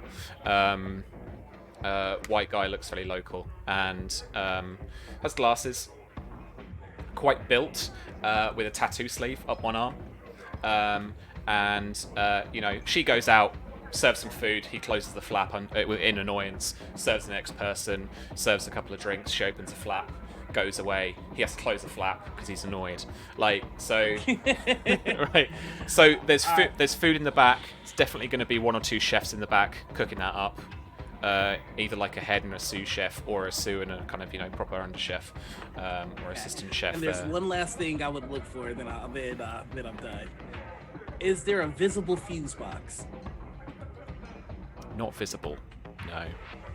Okay.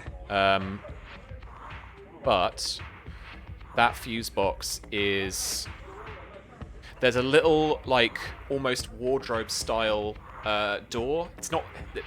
It's a door that's not big enough for people, but it occupies a space almost like there would be a proper door frame there. Yep. And you can deduce from there immediately that you open that up, you're going to get stuff like the boiler, the fuse, like you're going to go around in the corner, there's the fuse box, all the kind of commercial electronics are going to come through there. And actually, you know that for sure because you see some of the piping work for the electric and stuff go up through into the ceiling. Cool. After that, Rick Sanchez just gonna go back to drinking. Nice. How would the rest of you like to join this beautifully evocative European Eurobeat bar? I think Athena has taken off the suit at this point. She's wearing much more casual clothing. She's probably like wrapped up in a big coat or something. And she has she always has a laptop bag with her. But I think she's got like a smaller, sleeker one, more like those little sleeves. And she's got it inside her big coat, so no one can see she's actually carrying it, so she doesn't get mugged. She's gonna walk to this place and just, have just a moment of nice fresh air. She grabs a sandwich from the sandwich bar thing up the top. She buys a sandwich. It's delicious. Before she heads down to the bar, she will say, Pivo, pojalushta, which is beer, please, in Russian. That's the only thing she knows how to say. She knows how to order alcohol and swear in Russian, as well as hello. And she posts herself up on the corner, like get her laptop out as if she's just like doing casual work.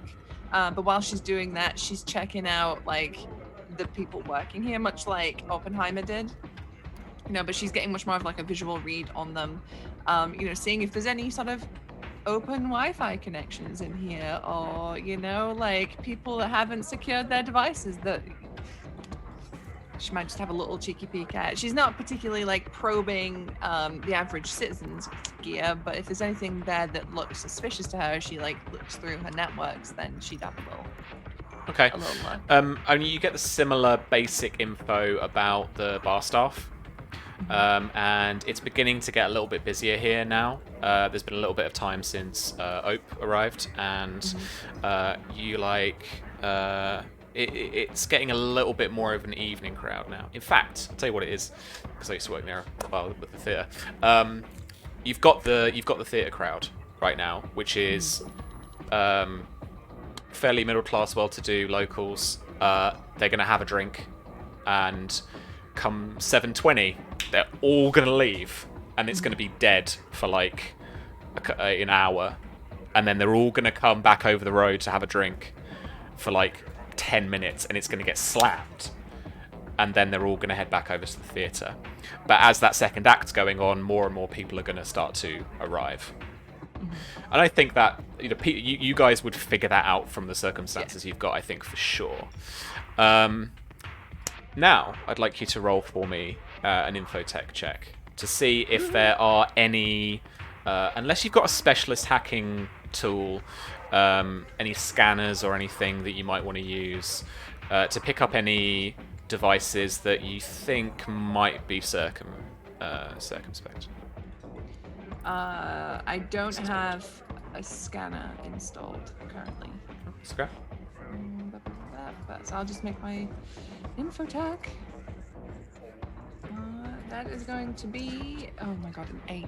It's an 8. So, you don't find any devices that are suspect, really, in any way.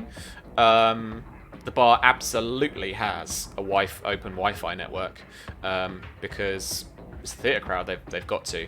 How else are they going to post, like, hex reviews about it? But like I was going to say in your opening spiel bit, like, you're a fucking hacker. Everyone's device is kind of open to you. Like, you could make that one turn off. You could get the credit card details of the guy sat next to you. You can do all of that. It's all really easy. I mean, like, none of them have any decent security. Yeah, that would be the thing. She's looking for anything that is out of the ordinary. So she's expecting to see a bunch of unsecured devices, a bunch of just people's phones. But anything that would be like, this has got an extra level of protection to it. That's not the ordinary kind of citizen stuff, like that would tip her off to being like, okay, so there's someone here that is not your average theater goer. That's the kind of stuff she's looking for. Yeah. But with an 8. I mean, yeah, you don't find any devices that match the criteria, essentially. Okay. So she's just gonna keep a quiet little sentry in the corner until everyone's come in. And she'll make a bit of idle chatter with the barman if she can, but I imagine it's quite strained. Yeah, he says some numbers at you for the beer price, and then just when you and he gives you some change. And I'm like, yep, that seems right. There is, yeah. Well, I like to think, you're trained agents, especially tourists, always they're like, what's this one? I'll turn this coin over, all of that stuff. You don't know it, but you're trained to just be like, looks at it, yeah, that's right, and puts it in your pocket. Right. And it is a local currency. I haven't named the currency yet, but it is a local currency. It's not a euro or dollars or anything. It's a local currency that has been exchanged for. Or do you pay with your device? Do you just like boop, like a? No, in this case, I think she does pay with cash. I think she has a little bit of pocket change that she uses for like bars and stuff. Yeah. So you're the without, smart cracking cookie. it. You're leaving a low profile. Yeah. So you're the smart cookie. Yeah. Okay. Okay. Shauna Pope. Kind of when and how did you want to approach the bar? I think Nix before we go, like when we have time, she'll propose to Show. How about we be the businessman and wife here for business, but taking a day off. Do a little bit of shopping, a little bit of theater, and then follow the rest of the crowds into the bar. Sure. It's been a while since I've had a partner. Yes, I mean, we can keep track of the others during the theater and stuff like that. Just checking our cell phones, business, work. We'll make our way there. Okay. So we want to have a device. Got it. With that, he's going to leave his personal smartphone, take the burner phone. Going to get a money clip, put some of the local currency in there. That's going to go in the vest pocket. Then in the strapped leg pocket, a little bit extra change and some documentation should, there's a body that just ends up. Because you can always die on these. So that'll be in the socks. Grabs a cane. Ditches the sunglasses because it's night. And let's see here. Out of towners. Dresses like this place is colder to him than it should Yes. be. Bundles up just that little bit extra. Yeah. So puffy. I think for Nix, Yeah. it's gonna be like the puffy jacket and like hat and stuff like that. This is going to be like the puffy vest. Mm-hmm. And blue jeans, cowboy boots. Mm-hmm. Yeah, we're doing that, and simple cane, brass ball head, and yeah, we'll have a nice evening out. Nice. In fact, that nice north Bay Area accent and stuff like that. So Cool. Yeah. Californians have come to some place that's cold, and it's just Yeah, I was gonna say I didn't want to make this place so remote that like no one would come here. I like to think maybe that Zubrovnia and its capital, which for the life of me I've forgotten what I named now. Oh no, Koloratov is it's one of those tourist destinations that's like a bit like. Is this Bruges? It's like Is Prague. this Bruges? It's like Prague. Oh, it's right? Prague. Okay. Yeah, it's a bit like bachelors go here on their bachelor weekend or stag weekends. That they're known for it. It feels a little bit less regulated, a bit more off the beaten track, and that attracts people to it. So you go here to get in trouble. Mhm. Okay. yeah, you go here to get in trouble. There are hex reviews online about it's almost a meme now. It's a bit Florida Man-esque. It's like bachelor in Koloratov got up to X is the meme. Okay, so I with that in mind, it's okay. Considering we've got the Russian sub theme going on here, Mhm. how liberal to strict, and how implacable to corrupt are the local authorities? What was your thing? Conservative. Well, like oh, strict to liberal when in dealing with non-locals, as well as how we're straight-laced, actual like authority to give me 200 and I'll look the other way. Definitely that. Yeah. Pliable with cash, especially in sometimes foreign currencies. And this is what you can gather from some of the Hex reviews. So I'm actually going to keep a little bit. They will treat out-of-towners and especially tourists from like America. Not with a respect, but with a kind of that's what the Americans do.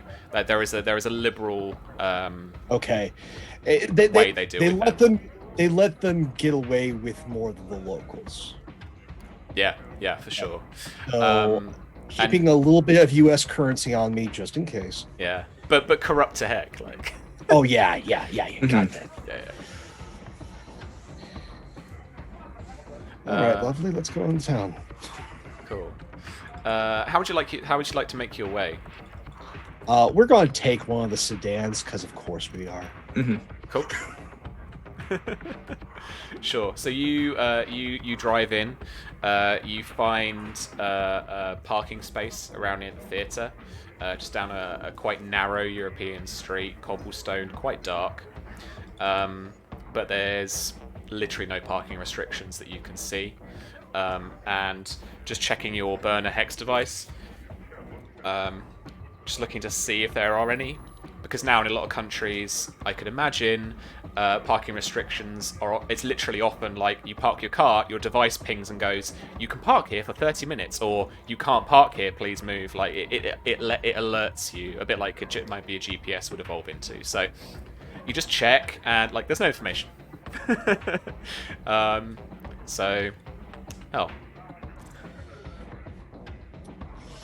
Unless you don't want to park here. Well, this is dark enough. Should we have to drag somebody off and put them in the back of the car? This is perfect. I was thinking of you. I love and respect you. At that, before the shindig went down, went to the DHL and got those zip ties. Didn't get the rest of the care package, but have 5 of those on my person just in case. There's a little post-it note on the care package. It's technical services little idea of a joke, but it does just say, "Hey, you mad?" ? Nerds. I think Nyx just takes her like a purse, but she's gonna have some of her she's gonna have one of her small knives, like collapsible ones, just in there, like she can kind of play off as like, I need to defend myself if I'm out.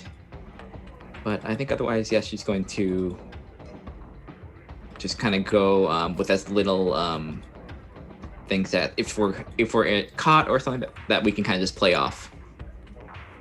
Yeah, no problem.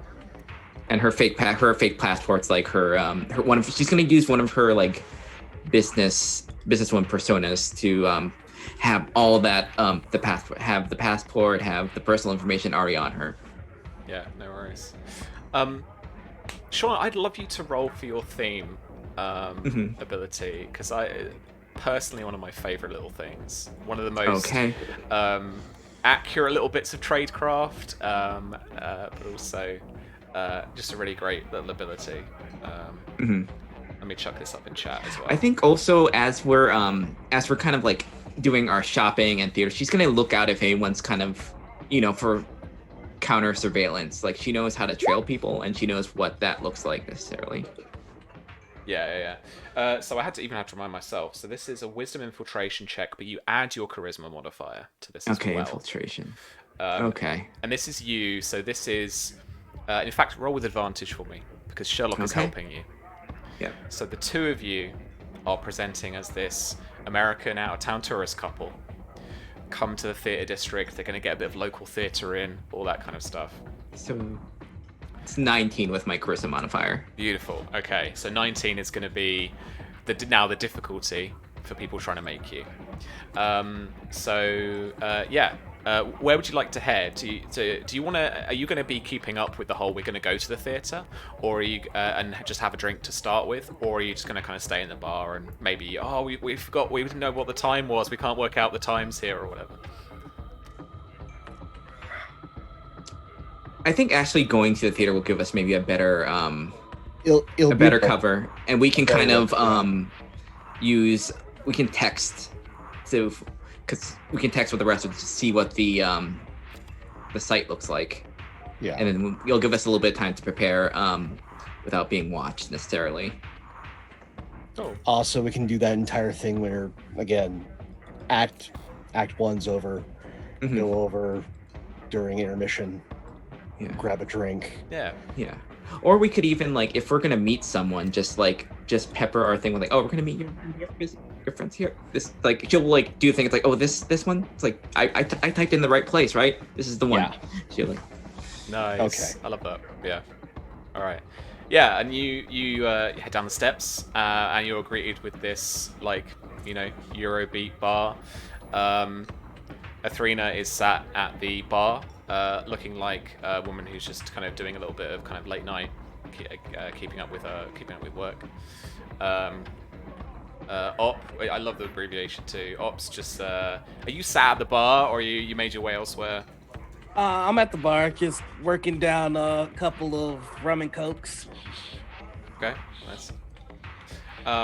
And you guys enter.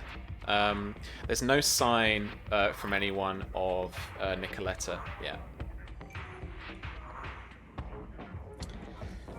I think Nick's just gonna be like, all right, so, I guess we're here first. So how do we do this? Do we ask him to point at the bar? To sit? Do we? I think we just go and grab a booth. Oh. And it just points to the darkest corner. It's so genuinely lovely because Americans do not know how to order drinks in Europe, or particularly in Britain, where we do not do table service ever, really. Yeah. But yeah, no, it's good. So you take a booth and you sit there for 15 minutes, and the bartender passively aggressively kind of stands at the bar, not serving anybody, just kind of looks at you fairly regularly. I think as you're flicking through the menu in Russian, just like, oh, this is lovely. Yeah. I think audibly, it's like, I thought we're supposed to have it. Are they supposed to come here? And are we supposed to go? You'll hear the Russian bartender as the waitress comes out, and she's got 2 plates, so he has to start pulling up the barrier for her, and he speaks to her a bit in Russian and points over at the 2 of you, and Athrena on your screen as you're getting a kind of. You've synced in your audio to translate on the translation algorithm. He essentially says, go and look after the idiots. Just order. I'll keep a tab or something. And she kind of nods as she's holding these 2 piping hot plates, and she heads over to another table, puts them down, kind of gets her fingers, and then she walks over to the 2 of you, and she says, hello, what can I get you?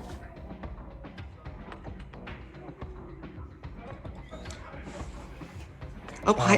Can I have one of these? And she'll point at the menu and just kind of show it, like. And she's like leaning down, like looking at it, and then she kind of nervously like points again at the thing you're pointing at, like definitely that one. Oh, and then she's like, and then she's like, okay, right, and then she's like writing it down.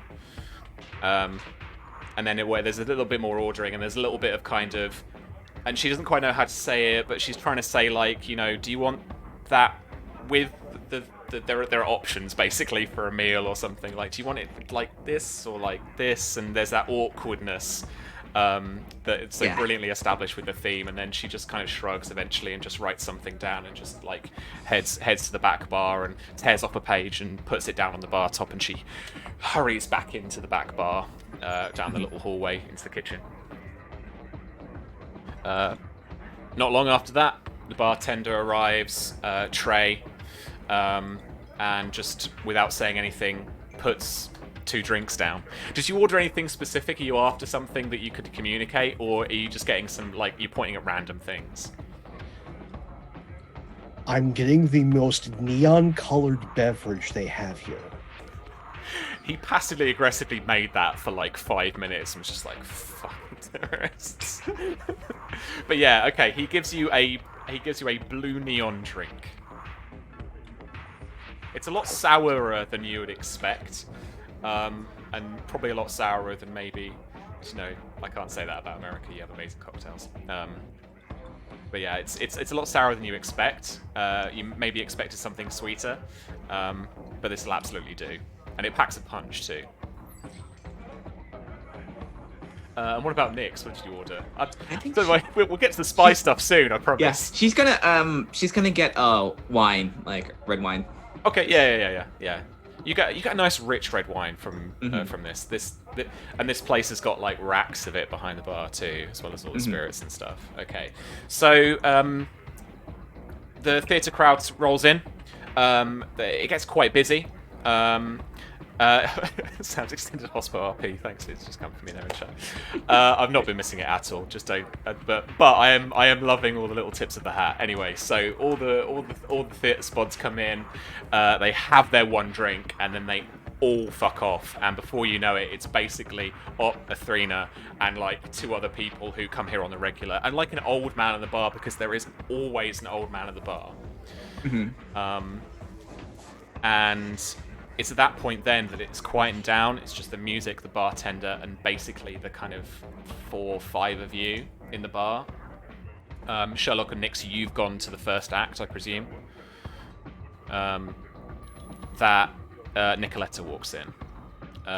You can see she's in similar to Nyx in a way, in terms of that, like, she's got that like puffer jacket look about her.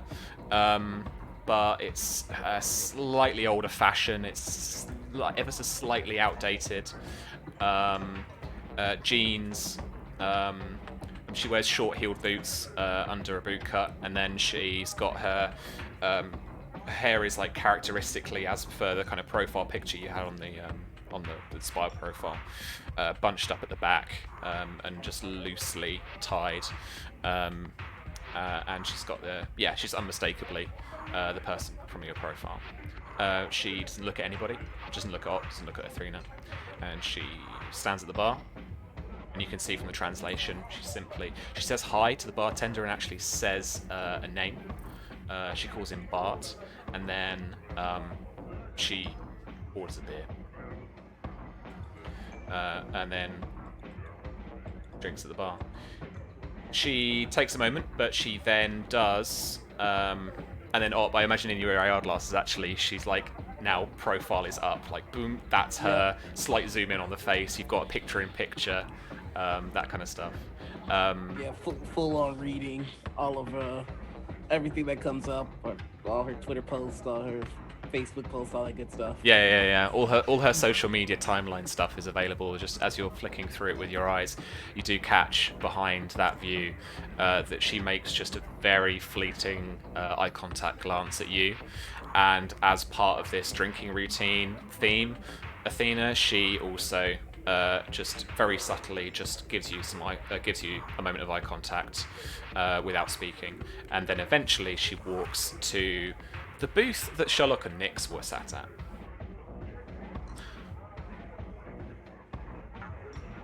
What do you guys like to do? So Athena is, with that moment of eye contact, there's like a little quirked eyebrow, a little like, oh, it's you, the like a recognition. But she'll order another drink, and make like a big show of her work being done, right? She cracks her knuckles, she like closes her laptop, and she's gonna pack it away, and then when she's got her drink, I'm gonna wait for that optimal moment where it's like the bartender is just like, you got your drink now, fuck off, I've got other stuff to do, before she like gets up and she's gonna like move across to that booth. And I think she's gonna like stand by it, you know, as if she's just making like an idol. Oh, hi, how's it going? You know, just like to make it look like it's not a clandestine meeting. It's like two people who occasionally kind of know each other. They've bumped into each other in a bar. Yeah. Conversation she's going for. Yeah, I mean, she's quiet, but she speaks English to you. Mhm. Perfectly fluently. Which is good to meet you. It's good to meet you too. Take a seat. Merci. Where is the other ones? Two of them, I believe, went to the theater, but and she sort of nods her chin over to where Up is. Before Up goes over there, he is going to flag down the bartender. And yes, another, and I'm going to slip him a 50. And I'm gonna go, look, you tell me about that cute girl over there, huh? Now he looks over at the. Now that Athena's sat down too, he's basically like, which one? Okay, he describes Nicoletta. Oh, okay. I need a fucking name generator now. He's gonna give you a different. He's definitely gonna give you a different name. Yeah. It's inconsequential. He gives you a different name. He speaks very little. Essentially just saying like, she comes here sometimes. She is nice. You're not getting very much from him, but like you can tell he wants to say more, but he doesn't know how. I put down another 50 in a pen, in my my diary and my pen. I go, write it down. Number? Just what you know about her. Does she come in with anybody else? You know, anything like that. Anything you could give me. I know this is weird, but guys do this. It's disturbing. Oh, really? Oh, Yeah. okay. I've lived a sheltered life. Right, okay. I was a bar back in Chicago. I've seen some shit. Oh. He notes some stuff down. Okay. So basically, I'm just looking for. It's in Russian. Yeah, glasses. Oh yeah, of course. That's why I had to write it down. I was just looking for, is there any sort of schedule that she comes in here with, and does she come with anybody? She brings different. I tell you what, just roll an espionage check for me, actually. Hell yeah. I think I don't suck at espionage. But roll with disadvantage for me, because That's fair. the Russian communication Oh, difficulty. So a 7. I don't know. That's a nat one. No, I don't but- know. No. Okay. Nat one's out of combat. Don't mean a thing. Okay, I appreciate that. All right. Roll 20. Yeah. All right. So with a 7, you get some basic information. She doesn't come in at kind of any regular pattern. She will often come in. The way he puts it is she brings guys here. Okay. She brings girls too. It's always a pair or she's on her own. So he thinks she brings dates here, probably. All right. With that, I'm gonna take my newly filled drink and I'm gonna make my way over to the table and I'm gonna look as much like a sleaze bag as possible. Hello, ladies. Yeah, then I'm just gonna sit in the booth. Could you roll deception for me? Absolutely. Just for any onlookers. I want this guy to believe that you're a sleaze bag. 8. Okay. I'm not.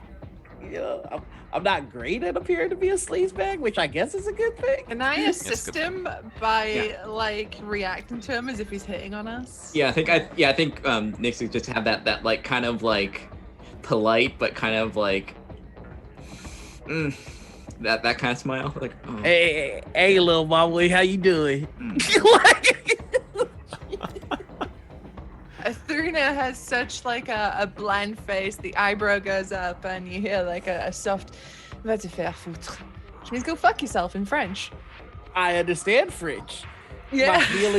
My feelings are hurt, but that means I'm playing the role. I'm gonna sit down uninvited. Nice. All right. So you've got Athena and you've got Nicoletta in the booth with you. All right. And the other two are off in the theatre just for now. Yeah. Alrighty. So after he sits down in the booth, he's gonna go, "Hi, sorry about that. You understand." And Nicoletta's still got that like pissed off expression on her face, but this is the double talk, and she's like, "Yeah, it's no problem. It's not exactly the best cover, but sure. You two worked together before?" And she like points to Athena, but it's in a kind of way of, have you met us before? She's doing that cover thing for you as well. And I think as Athena says, a little loud, so it's heard. I've never seen these men before. I've never met before. And she's got that very unimpressed look. Like, this must look like two incredibly pissed off women with like this one guy at the table.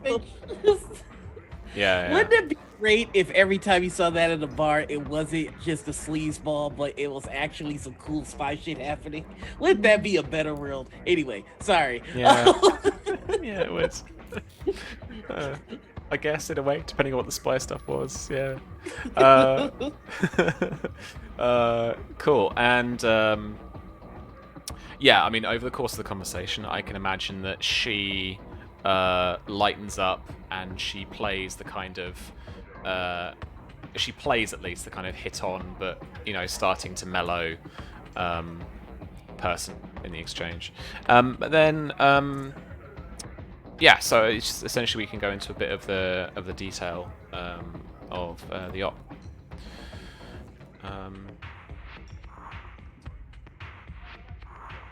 So I have information from Hex about your mission here, but unfortunately I cannot provide you with much information.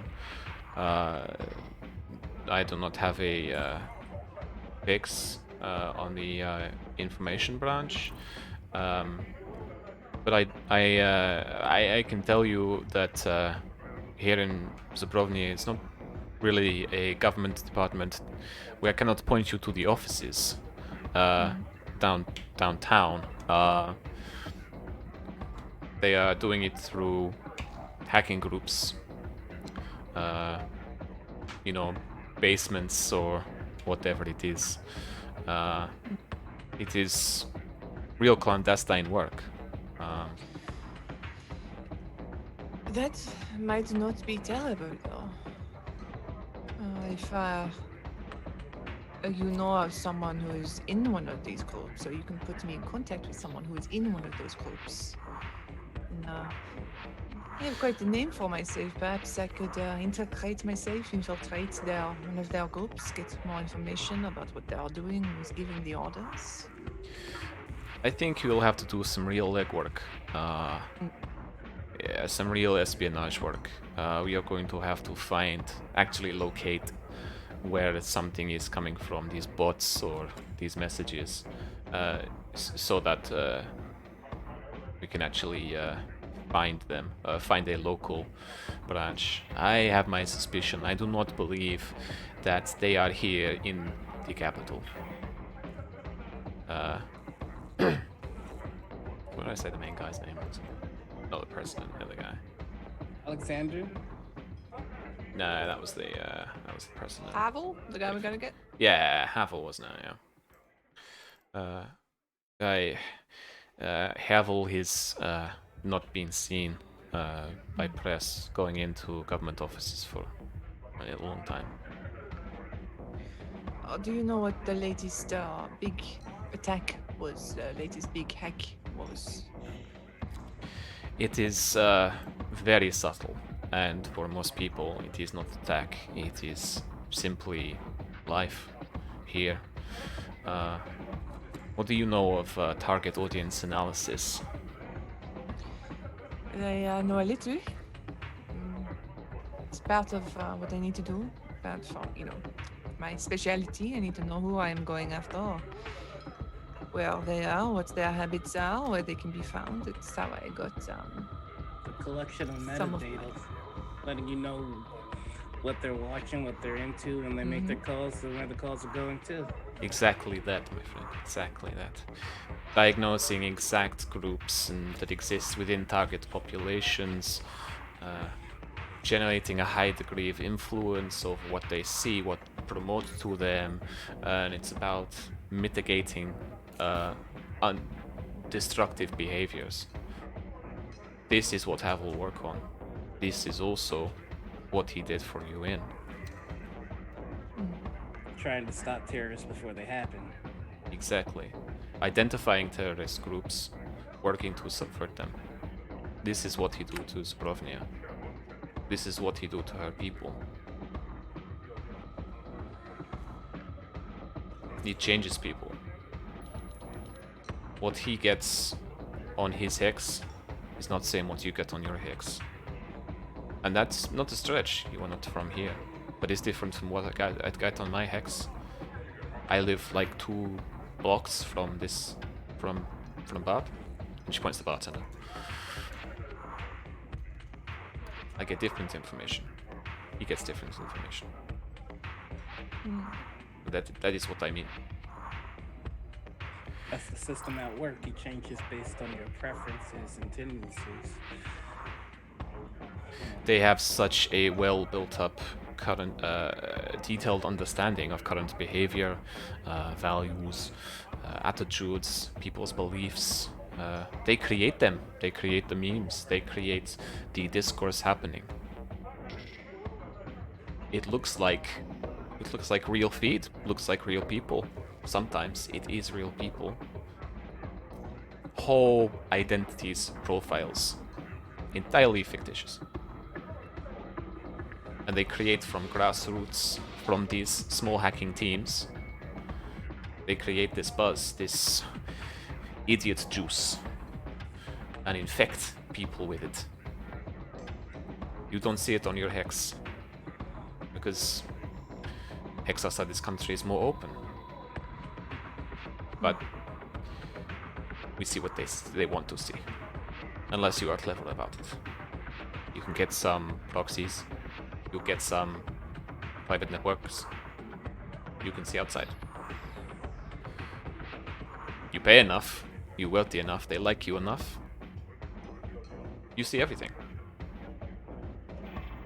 But they all in it together. That's what that is. Makes sense. It's going to be difficult to combat by design, but not impossible. If we are to find Havel, we need to get through from one of his cells. We find the cell, we find it in here, we find it in the city, track it down, get from them where they are getting their intel from. There should be some kind of dark network. Maybe we can trace from there. Perhaps I may know some people, or at least try and get a way in. As I said before, I am pretty well known for what I do and the skills that I possess. So if I drop a name here, a name there, instead of a string of numbers later, and burn my men. So we'll see. And Athena is like already looking at her phone, right? Mhm. She's trying to assess, like like clandestine graffiti groups and stuff like that will have Sure. like codes that they drop to be like, yo, I'm in this zone, anyone else in this zone want to hook up? Yeah, She's yeah, like, yeah. I imagine like hacking groups across the world and shit like that, and then they have that kind of shit. So she's kind of dropping one of those, yo, I'm in the zone, like anyone want to get into trouble, like this, let's do a little hacking shit. Yeah. Absolutely. Cool. All right. Yeah. I don't think I can even ask for a roll particularly. You do that, and I'll leave it just for a little bit, but you'll hopefully get some responses Yeah. from kind I of basically name done, dropping. like the digital equivalent of spraying a tag somewhere. Yeah. You know? Athena reaches out. Cool. The whole time this conversation's been going on, Ope has kind of been looking zoned out, like he's not paying attention, but he's just pulling up information as she brings it up. And when he takes a look over at Athena and kind of eyes that, he doesn't know exactly what she's doing. He's just kind of zipping all the files that he's pulling on the information that he's got and sending it over. Is this just is this like information about what she's talking about in a kind of almost Yeah. Wikipedia sense, It- or it's- is this yeah, it's looking just- for the stuff she's talking about, like looking for the posts, looking for the trends? This is a starter guide for you to send to your friends if you're going to go about hacking. So it's all basic public knowledge information. But it's just like, in case you missed anything that was said, I'm the note taker. It's kind of funny. Her cover is the minute person, but he's actually doing the minutes thing. Yeah, nice. For Yeah, her sweet. during this. Yeah. Cool. Amazing. Cool. By this point, the bar starts to flood back in with customers, even more than before this time. And Sherlock and Nix are back on the scene. Downstairs, you work your way through the crowded bar to try and get a drink. Eventually, just scanning around the small cellar bar that this is, you see Athena, Op, and Nicoletta in the booth that you were in just before you left.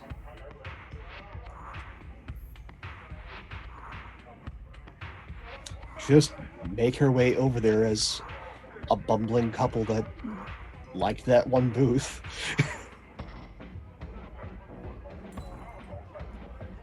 Athena looks up from her phone, and she snaps out like, it's occupied.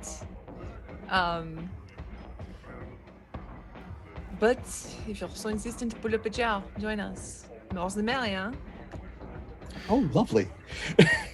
Nick- Does that quite loudly. Yeah. Nicoletta gets the idea, moves up as if the three of you are going to group off and then leave Nix and Sherlock in there, like a little assumed identities at the kind of other end of the table. But everyone's in earshot, and I can imagine, I love this kind of stuff where you're having a group conversation, but it looks like the American couple at the end are talking to each other, and you guys are just chatting at the other end of the table, like within the booth.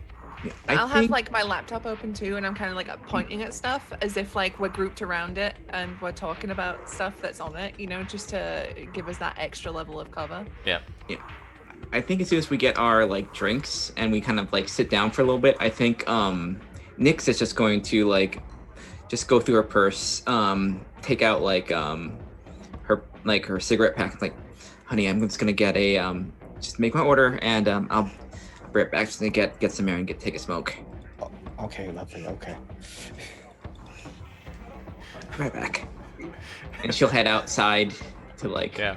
So I think what she's planning on doing is basically just keeping an eye out, like. Yeah, you'll look out. Take a quick scan of everybody that's here, and then head upstairs to just kind of keep an eye out. Because I think we probably have like maybe like an earpiece that we can I can kind of stay appraising what's going on outside. Yeah, absolutely. We can either come back to it, or we can sort it now. Up to you. But when you go upstairs, you head out into the cold autumnal air. You can almost see your breath in front of you now. By now, as it's getting later, and you look over to the left.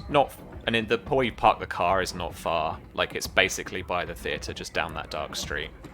But you look down it, and you see two police officers in green uniforms, kind of slightly oversized, almost like those Russian police hats that are just like the brim of the front is way too big. But it's the style. And the two of them, policeman, policewoman, basically looking over the car, like they're not on a device, they're not calling anything in, they're looking over it like, like, wow, okay. Basically like, wow, nice car. And but they're speaking in Russian, kind of quietly to each other. All right, she'll just keep an eye on them. She's going to, while she's doing a smoke, just take out her cell phone and like just kind of do a one-sided conversation, like she's calling her sister. It's like, yes, we got in, it's fine. We're show was good. It's a little, it's jet lag, and she's gonna make sure that they're not like going to like that they're just kind of like oogling it, but they're not like putting anything on it or taking anything more than like, oh, that's weird, you know. Yeah, all right. Yeah, you're cautious, and they're not putting anything on it. They're not ticketing you, and they're not going to try and like call anything in. After a few minutes, the closest to get to anything like that is peering inside. But then they eventually start walking off, and they casually glance at you as you're speaking on the phone as they slowly walk past, basically on a beat. But apart from that, nothing happens with them, thankfully, and you don't see anything else over the course of the next kind of exchange with the group, any conversation. There's people around you hung outside the bar, and actually outside the theatre itself with drinks, and people kind of checking the time, and then towards the end of this, and we'll do a little bit with the group to finish up any questions and stuff. But then there'll be an attendant basically calls out in Russian to the group that the next act is about to start, and then basically inviting everyone back in. Downstairs in the bar, are there any other questions? And you can secretively speak to each other, Sherlock and the group, about kind of any plans. Anything you want to use Nicoletta for. Essentially, there's not a whole ton to go on, so it will be a case of doing some field work, looking through these posts, trying to get a trace on where they're coming from.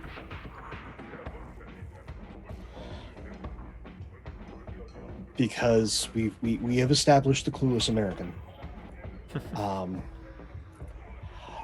Oh, yeah, it's always nice to meet new people as we're going out and about and traveling.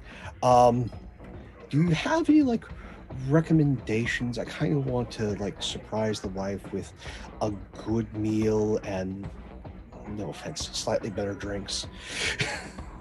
So do you guys have any recommendations as a nice place to go? Maybe some place some white collars go out and hang out.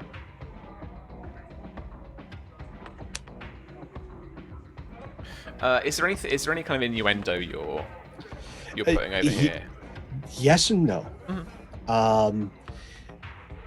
Again, he's looking at the fixer and going, okay, if I am looking for the local authorities, people who need to let loose, hobnob, what's their watering hole? Okay, yeah. Yes, actually, you probably know from guides, and probably hotel tell you as well about places to go in center. But actually, it's more outskirts you want. The smaller bars like this, you've done okay here. But over on the north side is probably better to go and surprise your wife. Thank you so much. As he starts slamming down the drink, as he's seeing people start to hobble out, sees his wife's beverage, does the very American husband thing of slamming that down, quickly paying the tab, leaving a little extra, and then like little swaying up the stairs. Okay, cool. And then Nicoletta says to the two of you quietly, yeah, he is right. We are not going to find anything in tourist part with stag bars and stag parties. Mhm.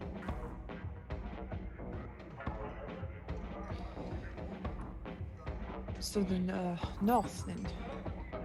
Probably. I don't suppose that many tech workers will move that far, and North End is where most tech offices are located. If they recruit, they probably recruit from there, and then don't move so far. That might make it more difficult because everybody order pizza or something. But tell me, are there any coffee bars in the north around these tech groups, these tech offices? Yeah, of course. Some. Because there's nothing more that tech pros love is to come and explain things to women in coffee bars. She smiles like I do, like this is an idea. It might not be a bad start. For me at least. So I'll head up there tomorrow. Well, when I get a spare time and I'm not being a stenographer, I'll head up there. We might even play it a bit more dangerously than this. If we just maybe a random target or something, try and hack the bros, and then don't do a great job, then maybe they find us, maybe they tell us you should do better. Then we have a make on them. It's not a bad idea. Though I've never badly hacked anything in my life, I just want to put that out It's there. one way to get recruited. Yes, I do not doubt that. She says to you to you. But What do you think, Up? Do you want to engage in a bit of risk? Yeah, let's have some fun. We're on vacation. But she says to the both of you, so long as we do not have to date. I am done with that cover now. I've heard. Yes. She looks at you quizzically like, oh fuck, he's done some work already. Tragically, I'm taken anyway, so. Okay. Looks like Sophie's off the market. So who's gonna date Rick? He goes back into his sleazy like persona. Athrena stands up, closes her laptop, pats him on the shoulder. Thou, champ. And she walks out, but like she calls over her shoulder to Nicoletta. Like in like their old friend. She's like, text me, we'll catch up. Yeah. I'm just awkwardly sitting there with Nicoletta like And she just you know the deadpan like she just goes. Like she just turns and goes. she just hit me with the BioWare turn. Yeah. That's it. She hits you the BioWare turn and she heads to the bar to prop the bar up for a little bit longer. Now that things are quieting down a bit, there's more people in here now because the second act always doesn't net everybody in the theater, and the evening crowd has started to come in. Anything? He's just gonna go just gonna mumble to himself and take a drink and go, James Bond is bullshit. Yeah. Cool. In terms of being at the theatre, is there anything that you guys want to do? You were talking about like you were looking at things on your phone, stuff like that during the theatre. More just trying to get a feel for this crowd, Mhm. because this isn't far from the embassy. So Yeah. I'm trying to get like, is this pretty much just this is where the foreigners go to get in trouble, and these are sort of the stragglers that are dragging their feet or trying to convince themselves they're here for culture. Um, okay, that's the mood. All right. No, I was So nodding to understand yeah, your question. Yeah. yeah. Or do you actually get like some genuine locals? And if this is a theater, usually that means there's some upper class, upper crust, especially if you look at the right places in theater and going, okay, you've got money, you you've got money, or you know somebody, and making note of those faces, Yeah. Yeah. making note of their clothing, Yeah. mannerisms, and then you do the smart thing. You get up, you leave just as curtain call happens, because you're ugly Americans. You can get up and leave, Yeah. and then watch everyone leave and where they're going as you just hang out and do small talk in the lobby, Yeah. Nice. and just watch everyone that you're trying to mark and where they're heading off to. Yeah, for sure. Cool. Yeah. Roll espionage for me. Intelligence espionage. Okay.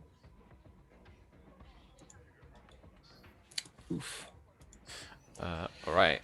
No worries. With 7, you most definitely get some makes on the people that are here in the audience.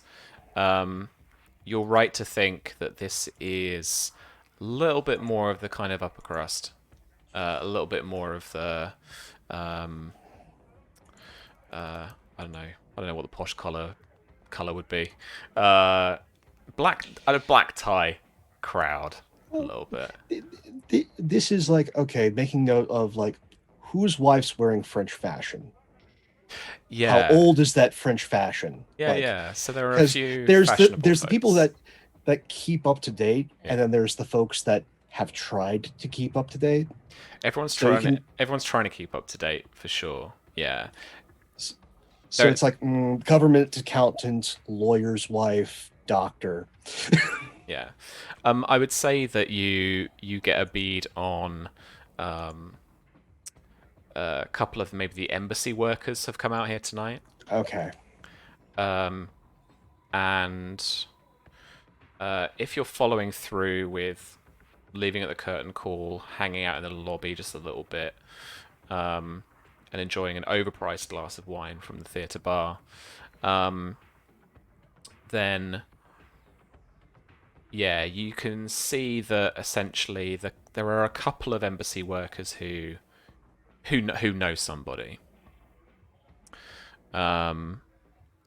So I would say that probably a fairly well-to-do looking, maybe not a minister, or a kind of Secretary of State style head of Yeah, thing, like, but they're connected.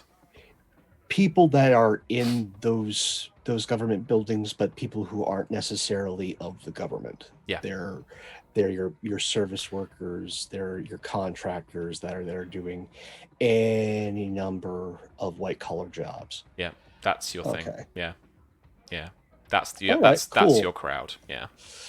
Excellent. That means introductions, keeping notice of the embassy workers going, okay, I can tap that person to introduce Yep. me to them. I can tap that person to introduce me to them. Yeah. Nice. Awesome, man. Cool. Cool. What I will say is that we will wrap things up there for tonight, folks. Woo. We'll move things along to kind of a bit of the diplomacy stuff. for the beginning of next week, so we won't pick up straight from where we left off. We'll progress things a little bit, but yeah, that was a lot of fun. I had oodles of fun, even though it wasn't a Mission Impossible roller coaster ride of car chases and helicopter gun battles.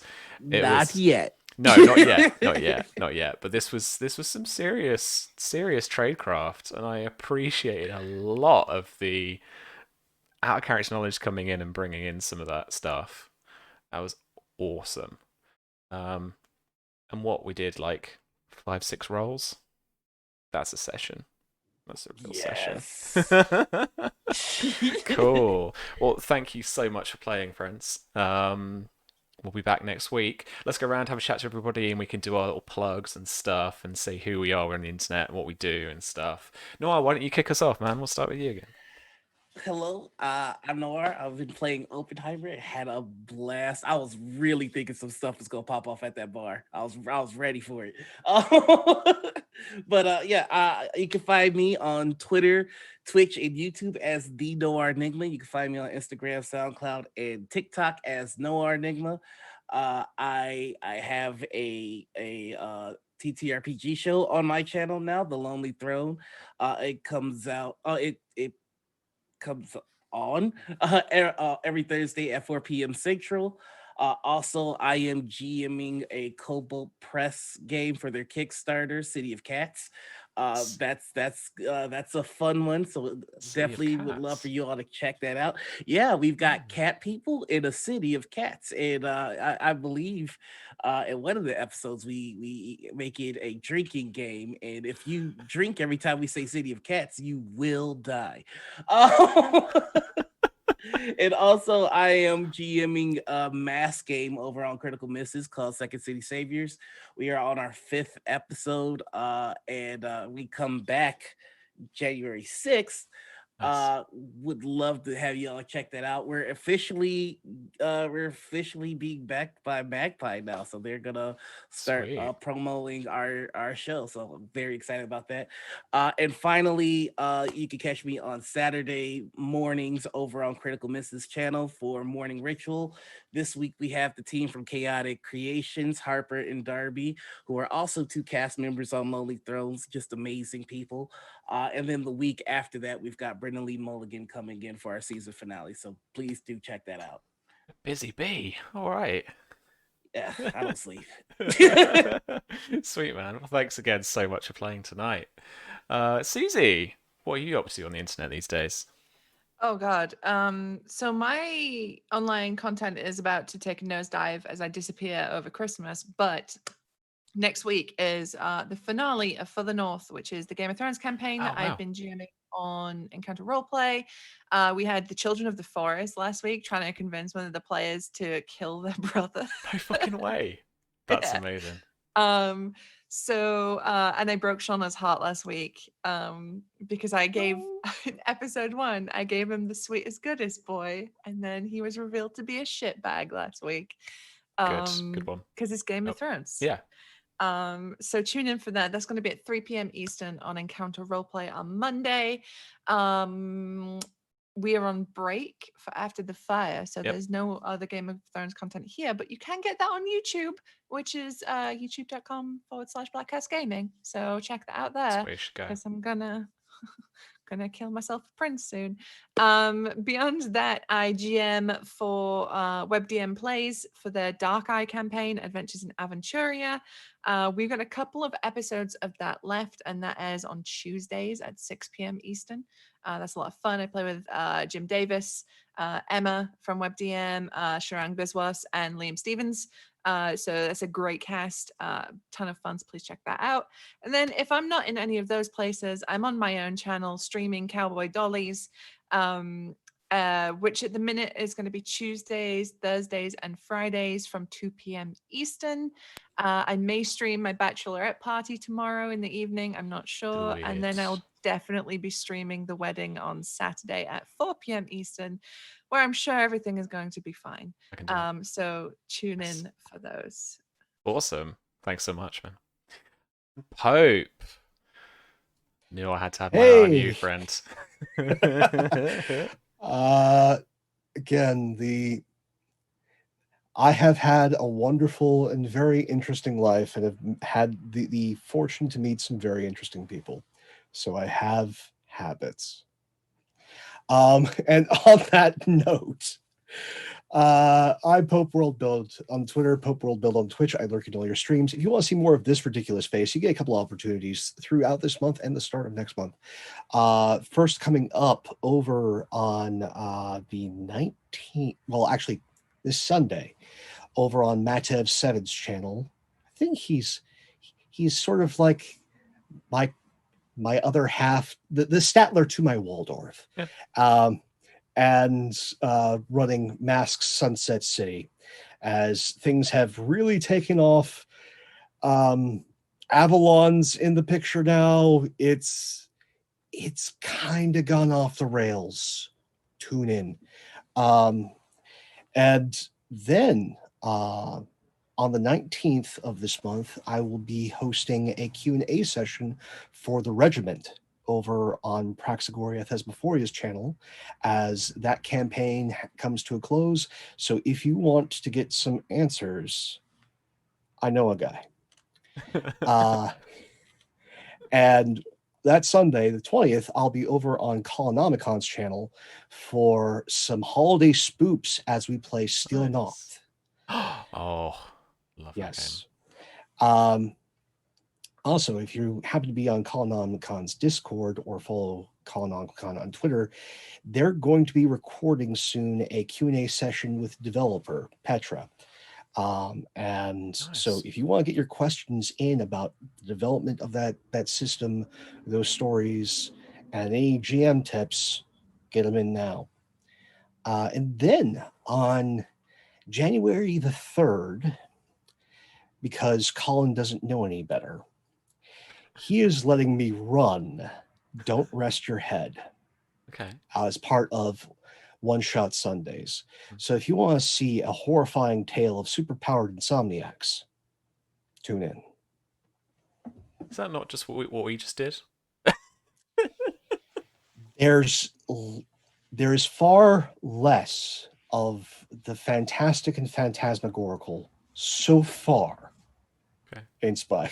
The Spy game. Yeah, that's fair.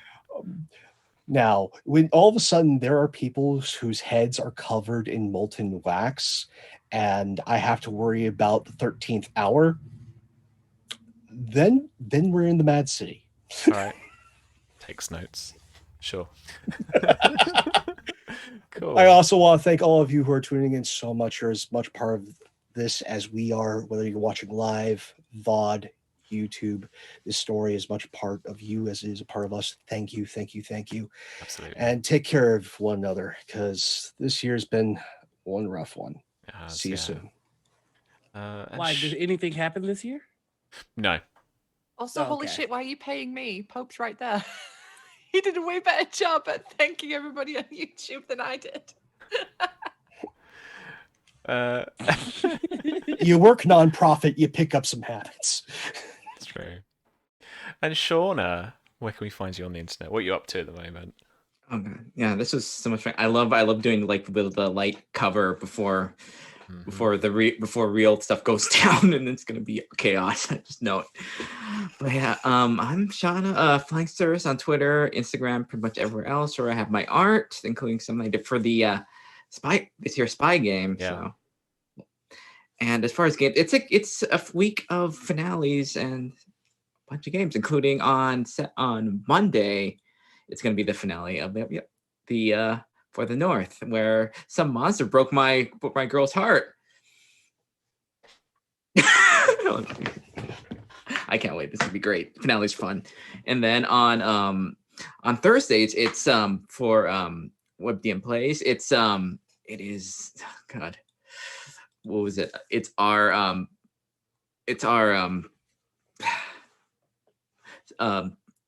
my brain just exploded. Right. Go on WebDM. Yeah, WebDM. Yeah, it's a Reality Raiders. That's right, Reality Raiders 3, where we play at just a chaos. It's an 80s chaos where we're like trying to find artifacts, and we are now in a video game / American Gladiators combat, and it's wild. And in a little while on today on Wednesday, 9 p.m. It's the finale of our Embers in the Ashes. Our Blazing Dark game is the conclusion, so it should be wild. And I enjoy so much playing just the scariest mastermind in that. Like my entire group is just terrified of her. She hasn't. Oh my god. Cool. Well, thank you so much.